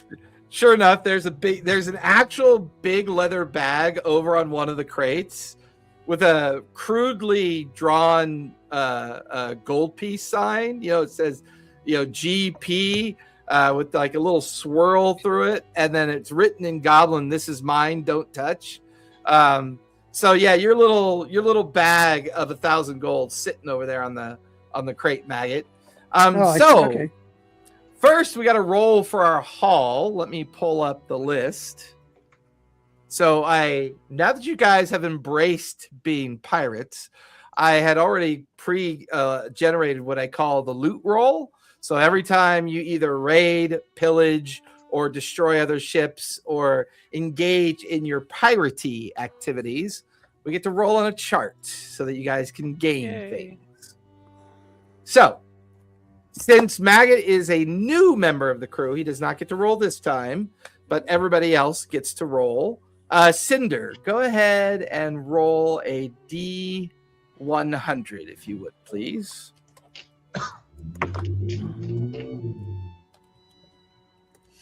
I got 2 zeros. That's Freaking way. I think that's 100. Freaking way. That's That is 100. awesome. That's awesome. Holy shit. Congratulations. A Vorpal wand. That is The Wand of so Orcus. that is the most rarest of all the rolls. Is it really? There's Yeah, two. yeah. There are yeah. two very extremely rare rolls: a 1 on a D100 and 100 on What's a the D100. one? Is it the 10 symbol? It would 0, be a 1 and then 2 zeros. Oh, sorry, it would be a 1 and a 0. I Okay, believe. that's what I thought. Yeah. That's a 10. It depends on which die you use, but yeah. I use the No, I'm sorry. It would be a 0. Well, no, it would be. Well, okay, if one it's and two D100 one, I it's use 0, the- 0. Yeah, 0, I 0. got the Yeah. 0, 0. 0. Yeah, So yeah, 1 and 0, 0 is 100. You're right. Right. You rolled 2 dice, right? No, I just rolled the 1. Do I need to roll a second one? You need to roll just a regular. Okay, so you rolled that one, you one- got 0, D10? 0, right? A D10. Yeah, roll it Then and you roll a D10. D10, and that's the ones column. That's Yeah. also 0. I just got another 0. That's 100. Okay. Okay, that is Yes. That There you is go. 100. Just give her the purple sword. Just give it. Right. holy right. shit. Holy shit. it. Wait till you guys hear my first nat 20, man. I blow my mic out. Yeah. It's You now pretty funny. you now have an angel and a demon as familiars. All right. So you Just rolled gonna get my 100 bag. for Cinder. Holy Bungo, shit. go ahead and roll a D100 for me, if you would, please. 74. 74 for Bungo. Mordane, go ahead and roll a D100, if you would, please. 75. 75. Holy shit. And Slick, go ahead and roll a D100 for me, if you would, please.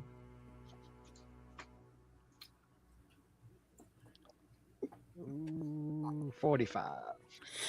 45. So for the more mundane items, you guys have managed to gather 1,500 gold worth of jewelry, gems, rarities.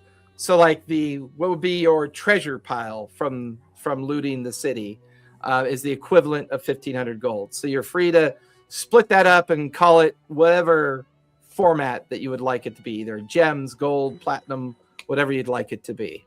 I'm just adding 1,500 gold to the party inventory. Okay. All right. So we'll save Cinder for last. We are definitely saving Cinders for last. Oh my god, that is a fucking cool roll. So we'll go with Bungo's 74. Actually, there's two of them, both Bungo and Mordane, because Mordane, you rolled a 75, correct? Correct. So the Yep. two of you are now in possession of a dart called a whirlpool dart. It is a hefty dart that, when thrown, creates a 15-foot radius of spiraling whirlpool that damages and traps enemies. I do believe that should be in D&D Beyond for you. 15-foot. Yeah, if you look up whirlpool dart, it should give you the information for it. And Slick, you got a 45. 45. You got something called the Metal of the Conch. It is a sea glass metal that can be rubbed as an action to grant a swimming speed equal to walking speed for up to 1 hour. Rub your conch. Conch. It's a real item. It's a shell. A conch. A Set conch shell. shell. Conch. All right. You did roll. I want to see what I forgot what the one was. No, the 100's the rarity. Cinder, you are in possession of Davy Jones's key. It is a trident. It is a +1 Davy Jones's key. Can be used to release the Kraken, opening an eldritch gate that summons 3 massive Kraken tentacles to smash your enemies. That's so fucking cool. How big is it? Is it like huge? Mordane, Is it like something I can like make into a necklace and put around my neck to keep it so no one steals it? Like No, how it's a physical trident that you would carry like a staff. Okay, like I knew it was physical. I just know I it think was so. a Let me small check necklace D&D to make. Beyond. I could be wrong. Mordane's not the only tentacled one now. Well, I'm going from the tentacle. Tentacles, Yeah, tentacles. Tentacles. I did start off as Mordain the Tentacle, but I think it's not Mordain the Chaotic, so who knows? It just should be in here. I wonder why it's not in here. Well, I can go back and look at that. They should already be in there. I don't know why.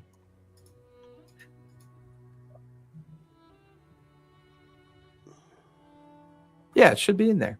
Weird. So yeah, if you look up under inventory, those items should be available. If not, you may have to turn on the homebrew. It's DAVY Jones's Key. JONES. Portion. DAVY Jones's Key, right? Yes. Does it come up for you? Yes. Okay, good. Then I was right. With that, the celebration goes on into the night.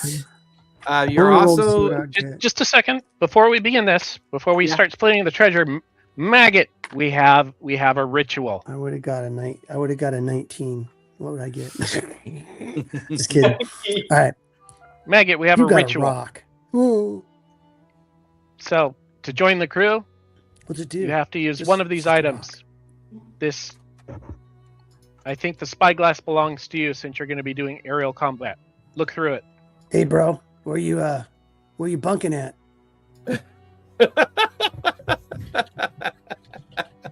Oh, my room's always smelly, so you I probably can't hear you, man. Don't whisper so I can.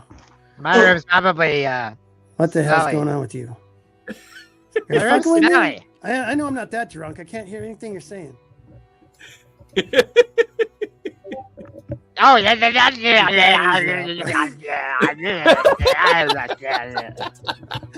Am I muted? No, I can hear you. Okay.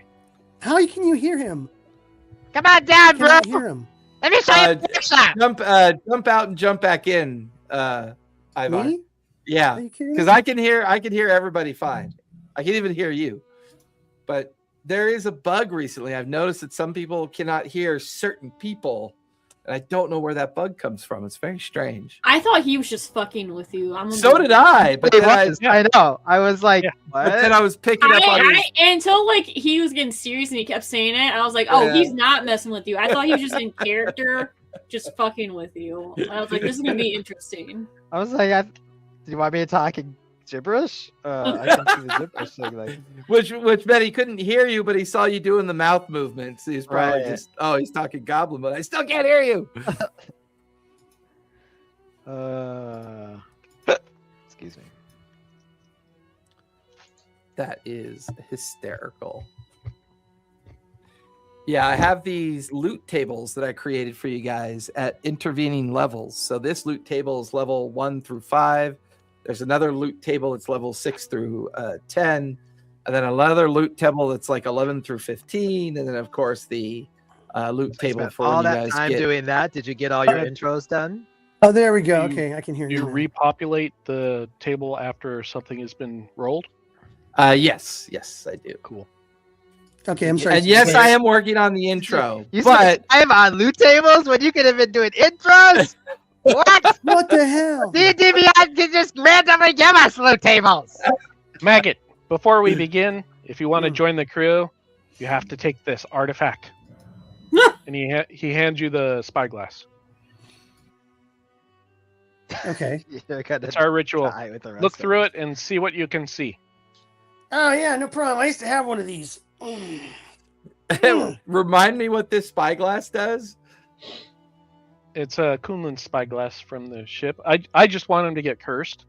To Yeah, be I'm on the trying to crew. remember what this thing does. Hold on, let me pull up my notes on We're not this. cursed I anymore. think is it ranged or true sight or range finding or I think it was something true like sight that. out to like 3 miles. or Wait, is I it mean- weather? Maggot has a point. Are we cursed anymore? That we essentially got rid of Blackmane and we did the whole sirens thing.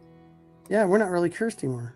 Or you guys aren't really cursed anymore. Well, the right? ship is cursed, so But I Yeah, the thought we ship were- is still cursed. Oh, okay. But this will beg an interesting question when Bungo attempts to do this. We'll see what you guys notice when this happens.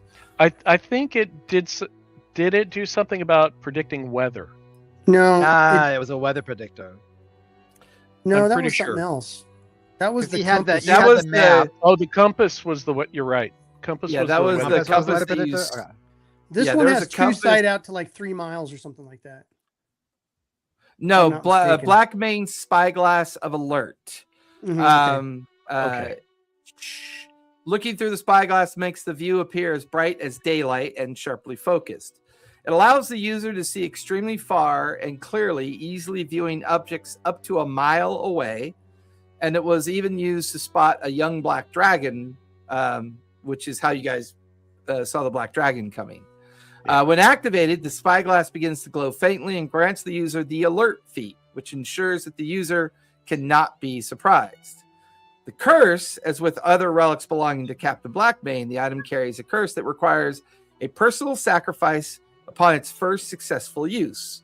For example, when Kunlun first activated the spyglass's magic to spot the incoming dragon, a non-magical dagger permanently vanished from his inventory. Oh, that's right. As Maggot uses the spyglass, you would notice, Maggot, the magical nature of the spyglass, which just kind of impresses you even more. The rest of you realize nothing untoward happens. You get the feeling that these curses might be broken, and you're free to check the areas of the ship where your names were carved in to the ship. I'm Yeah, gonna go I'm do gonna that. I'm gonna go Okay. do that too. I'm gonna go check. Yeah, I'm gonna go check where my name is. Yeah. All of you Hey, head off Welcome into... aboard, maggot. Yeah, and then they all run away from you. And I have like a black eye. Totally. Yeah, all four of you go running off in different directions of the ship, and sure enough... No, Bungo did. Oh, Bungo's still up there? Okay. Bungo So did Mordain, Cinder, and Slick, you no longer see your names carved into the ship. Freedom! Yay! Oh, thank God.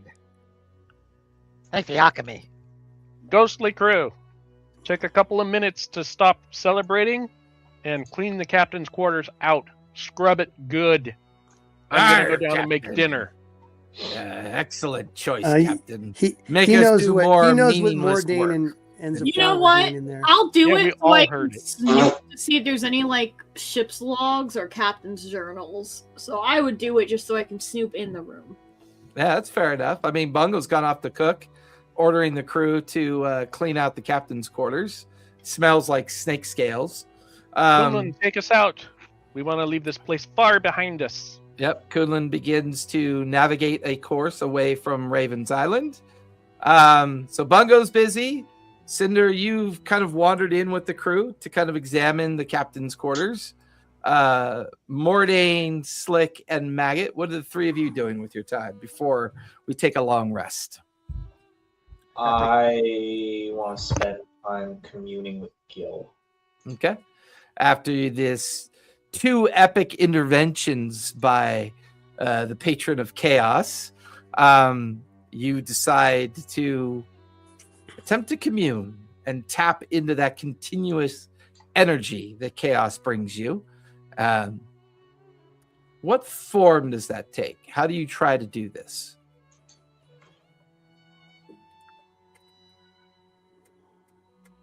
It's never really the same every single time.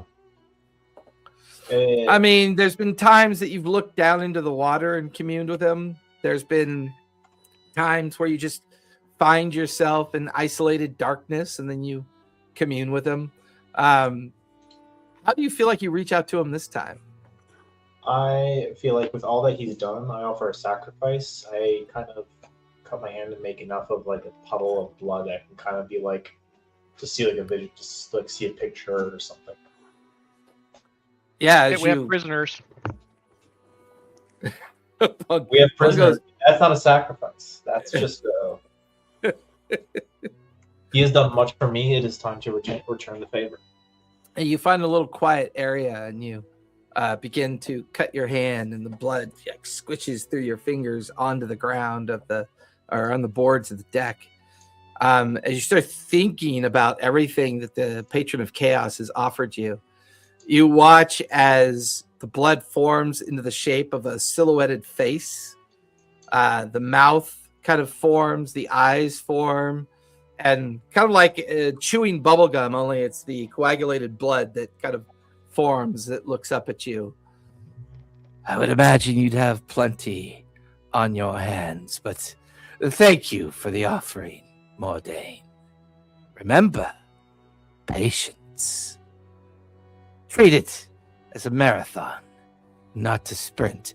If you attempt to enter this vault without everything you need to accomplish the task, you'll be seeing me a lot sooner than you would imagine. I'm not here to ask for anything, rather to offer my thanks. What do you offer? What do you offer? What do you offer? What do you offer? I'm hungry. What do you offer? What do you offer? What do you offer? I pull out the one of the items that I got, the flame tongue longsword. Give it to us. And I just kind of put it like the tip of the blade. I just like push it into the pool. Yeah, as you put the tip of the blade into the pool of blood, you watch as it slowly gets absorbed into the pool of blood until the pommel and the hilt and everything is just gone. You watch as the blood smiles, this big wicked smile of teeth, collapses in on itself and is gone. So, like, what do you do with your time? He's going to he needs to take the plug out of the ship and like really pat him correctly. Yeah, Skrilla will come help Just you. a cork in the bottom. Yeah, Yeah. he just Acme hammered a cork into the hull of the ship. It's all I need to leaking do it. around I need and to stuff. do it properly so that we get our hit points back up. Hey, what are you gonna go do right now? I'm what am I called? The bosom, the bosom, the basiness, the baroness, Bosun's mate. the bosun. I'm the bosun, mate. I fixed the ship. You want some help?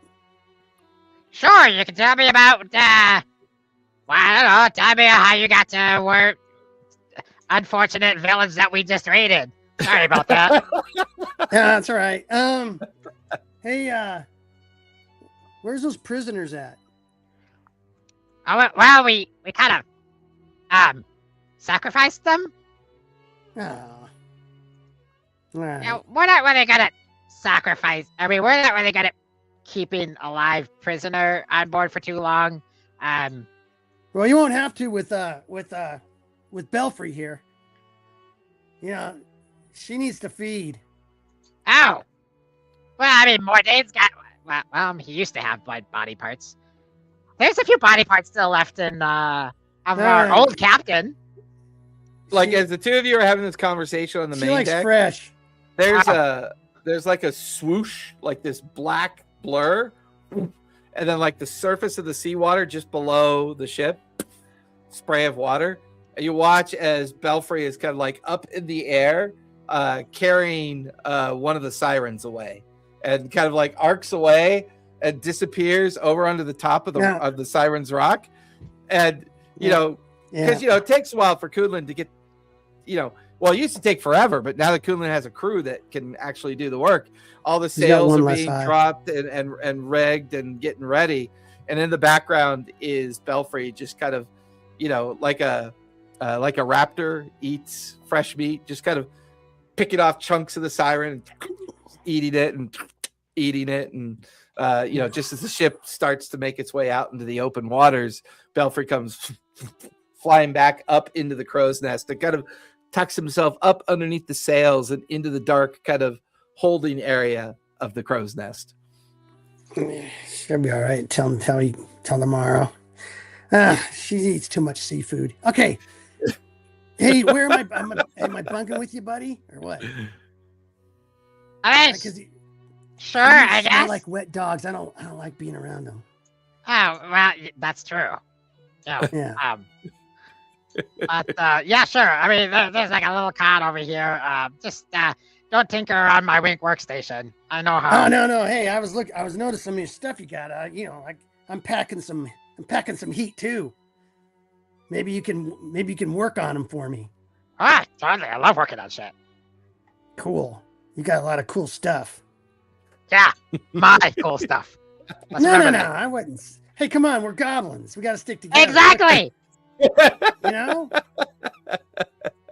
I mean, you're cool and all, but I know it's in our nature to, I mean, mess around with other goblins. It's just how we Yeah, are. like humans have been Maggot killing us is and like exploiting us for centuries. I mean, come on. You can't- Maggot's already absent-mindedly putting stuff into his pocket. He's like, I wouldn't matter, dare rifle? I've just never a fan seen of what you're that. talking about, man. It's like- Oh, he's got like you notice he's got like a broom-handled Mauser pistol, and like a revolver, and like Ooh. a sniper rifle. I mean, I mean, have you if ever thought I'm allowed about to have that. interjecting any like magical components in here? Shoot farther, shoot faster. Yeah, harder. yeah, something like I want the thing where when you shoot somebody in the head explodes. Oh. Yeah, we could definitely do that. It'll take me a little bit of work, but I got some gemstones. Or for just- that. I You hit want him in the the shoulder, thing the that arm makes the comes head off. explode. Or you shoot him in the leg Those are called explodes off. bullets. Yeah, They hop around, they scream. Well, Everybody else I made looks and this goes, "I don't bullet want that once to happen to me," and they where run. it goes in the head, and then the head like balloons up, and then steam comes out of its ears and nostrils, and then it explodes. That's even better. Oh, okay, I I mean, got that. I can totally do that. you're the master. I mean, if you gotta have a little bit of theater when you're killing people, right? It's not just one and done. You gotta have a little bit like, ha ha, you're dead. I like to be entertained, so Hey, if they screw you, you'll definitely be entertained. make me some bullets or something that I don't even know what they do. Okay, So I I'll be love surprised when I oh, do. Russian my God, roulette no. style. Yeah, Okay, so just a random roll. we just changed captains. Let me tell you about our crew. Bungo is our captain. He's a good buddy of mine. He's really cool. He can deal with water and a lot of nature stuff. Mordain is a psychopath and looks like deals one. with tentacles, and he was our ex's lover. He's probably gonna try to get hot with you. Just be careful about him. He's kind of a slimy guy. And then Cinder is our newest lady, and Cinder likes to deal with fire, and she is kind of a no-nonsense person. I love how she gets down to business. You'll probably get Okay. along with her. Yeah. Okay. All right. Well, What about me, Slick? Tell them all about me. As Coon's like that on guy the up there who helmet. only has one eye. We don't talk too much about him. He's cannon fodder. I'm trying to find new experiments to get on him to, he's not. hey, we can test my bullets out on him. We'll definitely test the bullets out on him. Don't. Yes. All right. Skrilo just like He's dumb walks. as a rock. Dumb as a rock. Skrilo just walks between the two of them and goes, "Oh fuck!" It just disappears. Oh, this is Skrilo. This is Skrilo. He's an artificer as well. Hey. We saved him what's up? from an eternity of slavery. Oh, well, then he owes you. That he does. All right. Well, But he's Don't like, worry, I won't kind of mess like with a your healer stuff. guy. So you like to shoot things. Awesome. I love that. yeah, I don't like to get close to people and things when I kill them. Blood splatters and stuff. Very As true. Slick and Maggot descend down after Skrilo into the workshops down below. Cinder, you are inside the captain's quarters. Give me investigation as you start kind of poking around and investigating the things that you can see here. Ooh, she's gonna run into my traps.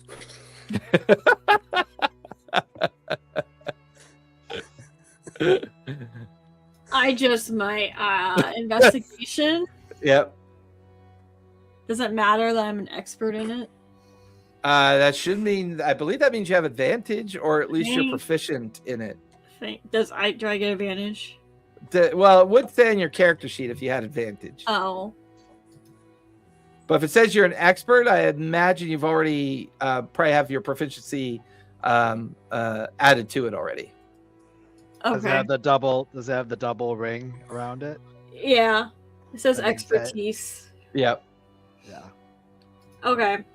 Well, Instead of 4, you get 8. Or instead of 3, you get 6. yeah. Okay. Well, I have a 10 then, so I probably definitely fell into the trap because I rolled a 2 with. Which is why I'm like, oh, really? I get advantage because that would. I would say you kind of watch the ghostly crew clean up the captain's quarters first.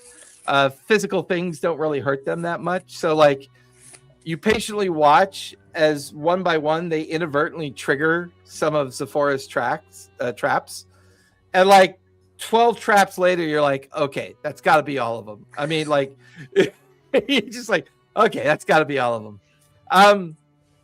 This captain's quarters is originally Blackmane's quarters, and the Red Tide originally belonged to Blackmane. But what's interesting is now with the curse broken, it is interesting that the crew is still tethered to the ship. Mm-hmm. You get the feeling, studying the captain's quarters and the journals and the things that are just kind of lying out and about. Give me an Arcana check, if you would, please.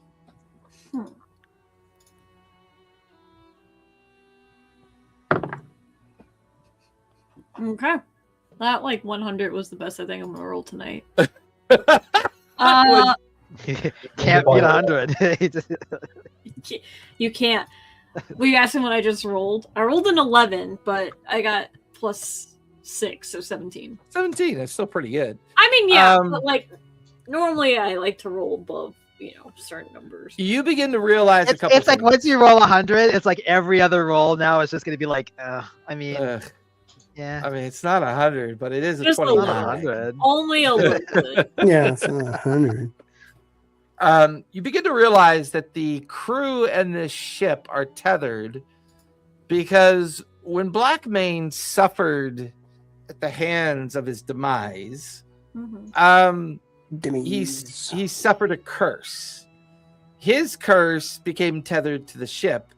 The ship is also cursed. The crew that was with him was cursed. Blackmane's curse no longer exists, so the items that tethered him to the ship no longer cause people to be cursed to the ship. However, the crew is still cursed. That tells you that either the crew's involvement in what happened is the reason why they're still cursed, or there could be some other thing that has tethered them to this ship, and maybe locating, finding it, and trying to figure out what that is could either potentially free the crew from the curse or garner you more power or influence over the crew, the ghostly crew, that is. You begin to kind of look through the books that Zephora never bothered to throw away. Wait, do I know like what the curse is exactly, or is it just a curse? No one knows for sure what the details of the curse are. They just know that Blackmane was involved in a battle of some sort, and in that battle somehow he got cursed, and then his crew was cursed, the ship was cursed. So far, the only broken part, or the only part of the curse that's been broken, is Blackmane's curse, because his soul is no longer tethered to the flesh golem. Zephora now wanders the bottom seas endlessly as the flesh golem now. But you're also finding a lot of collections of maps and island maps and places that are marked for their potential value and their potential information. Blackmane was a captain who felt knowing as much as possible definitely benefited his crew. He seemed to be very intrigued in regards to a mysterious island called the Crater's Coast. You find some journal entries. You find a written map, a sketch-drawn map. You find some possible geolocations numbers for it, though you're not necessarily clear on navigation or how that works. But it draws your attention in the sense that it would seem that Blackmane was trying to find a possible person that goes by the name of Mira.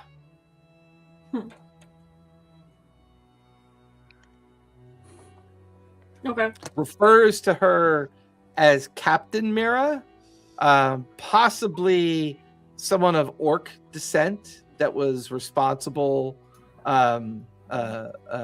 for some information that he seems to be looking for. Something about a Luxodon's temple. It's hard to know. And a very powerful artifact being stolen from that Luxodon's temple. Something called the Ivory Heart. And then, does any of this ring a bell for me? You can give me a history check. Let's see. No. Let's see. No 100 again? No, I have a 9.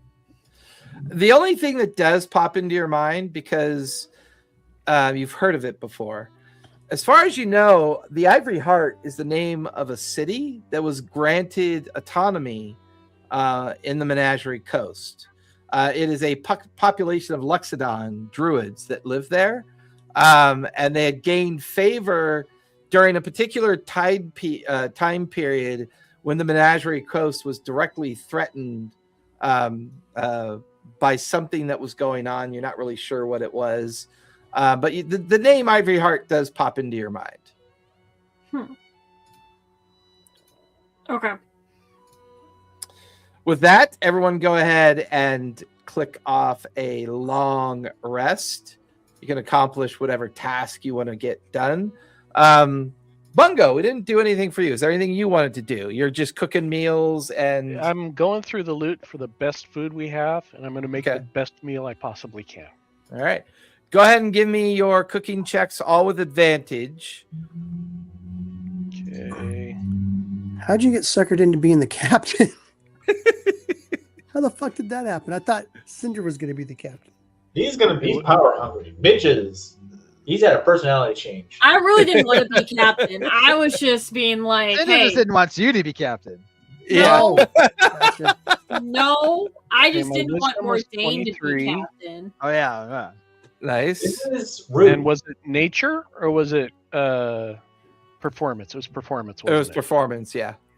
Performance. And then sleight of hand, I think, or medicine or something. 14 for the performance. Well, it was wisdom and Yeah, it's wisdom and performance. Wisdom So for nature to assembling. yeah. Wisdom was to assemble the ingredients, and then performance was the act of cooking itself. I will say that's high enough that as you guys close out the evening, you kind of all gather on the main deck of the ship. Captain Bungo has arranged an incredible meal for everyone before going to bed. Of course, doing his normal ritual casting of water breathing to make sure that perpetually stays up. But Captain Bungo has made all of you a hero's feast for the evening. So you are now all under the effect of hero's feast for the we next. get that anyways. We Well, get that he made anyways. you From one. the- No, Well, no, you get no. it from the figurehead. You can get it from Yeah. the figurehead as well. But it's the captain. He's just trying to impress you. How about we get double the hero's feast? Then? Oh, no, Double actually, you know heroes. what I like? I like this better. Bungo will say that what would you think this meal would grant your crew? What would be on Morality? Bungo's mind? Everybody No, definitely not morality. everybody grows a tentacle. A conscience? That is detrimental. You're all now under the effect of conscious. Oh, No. God. Yeah. I want Do you want to to- bestow a feeling of camaraderie amongst teamwork. Love it. We are Everybody a now crew. everyone automatically has advantage on persuasion for the next 24 hours. You also all have no, I'll do it this way. All of you have advantage on any charisma checks for the next 24 hours. Awesome. Okay. I will finish that cooking chart. I want to get that done because I've been developing a cooking chart for you, Bungo. I've also got a random artificers chart that I've been working on for Slick and Skrilo. You get those intros done first, and then you can worry about your chart. Man, Those intros are like Taskmaster. behind. Taskmaster. Yeah. Well, now I feel like we are in a pirate's crew now. So I will, you know what? I'm going to make the intro you guys destroying the town. And freeing the spectral crew and sacrificing Zephora. I'll figure out how to make that work. I think that'll make it. Nice. That way, it nice. tells the chapter of what the next arc that we're going to be exploring and investigating. So, all right, everyone, that's where we're going to stop tonight. It's a good stopping point. Everybody out there watching, thank you so much for watching. Really appreciate it.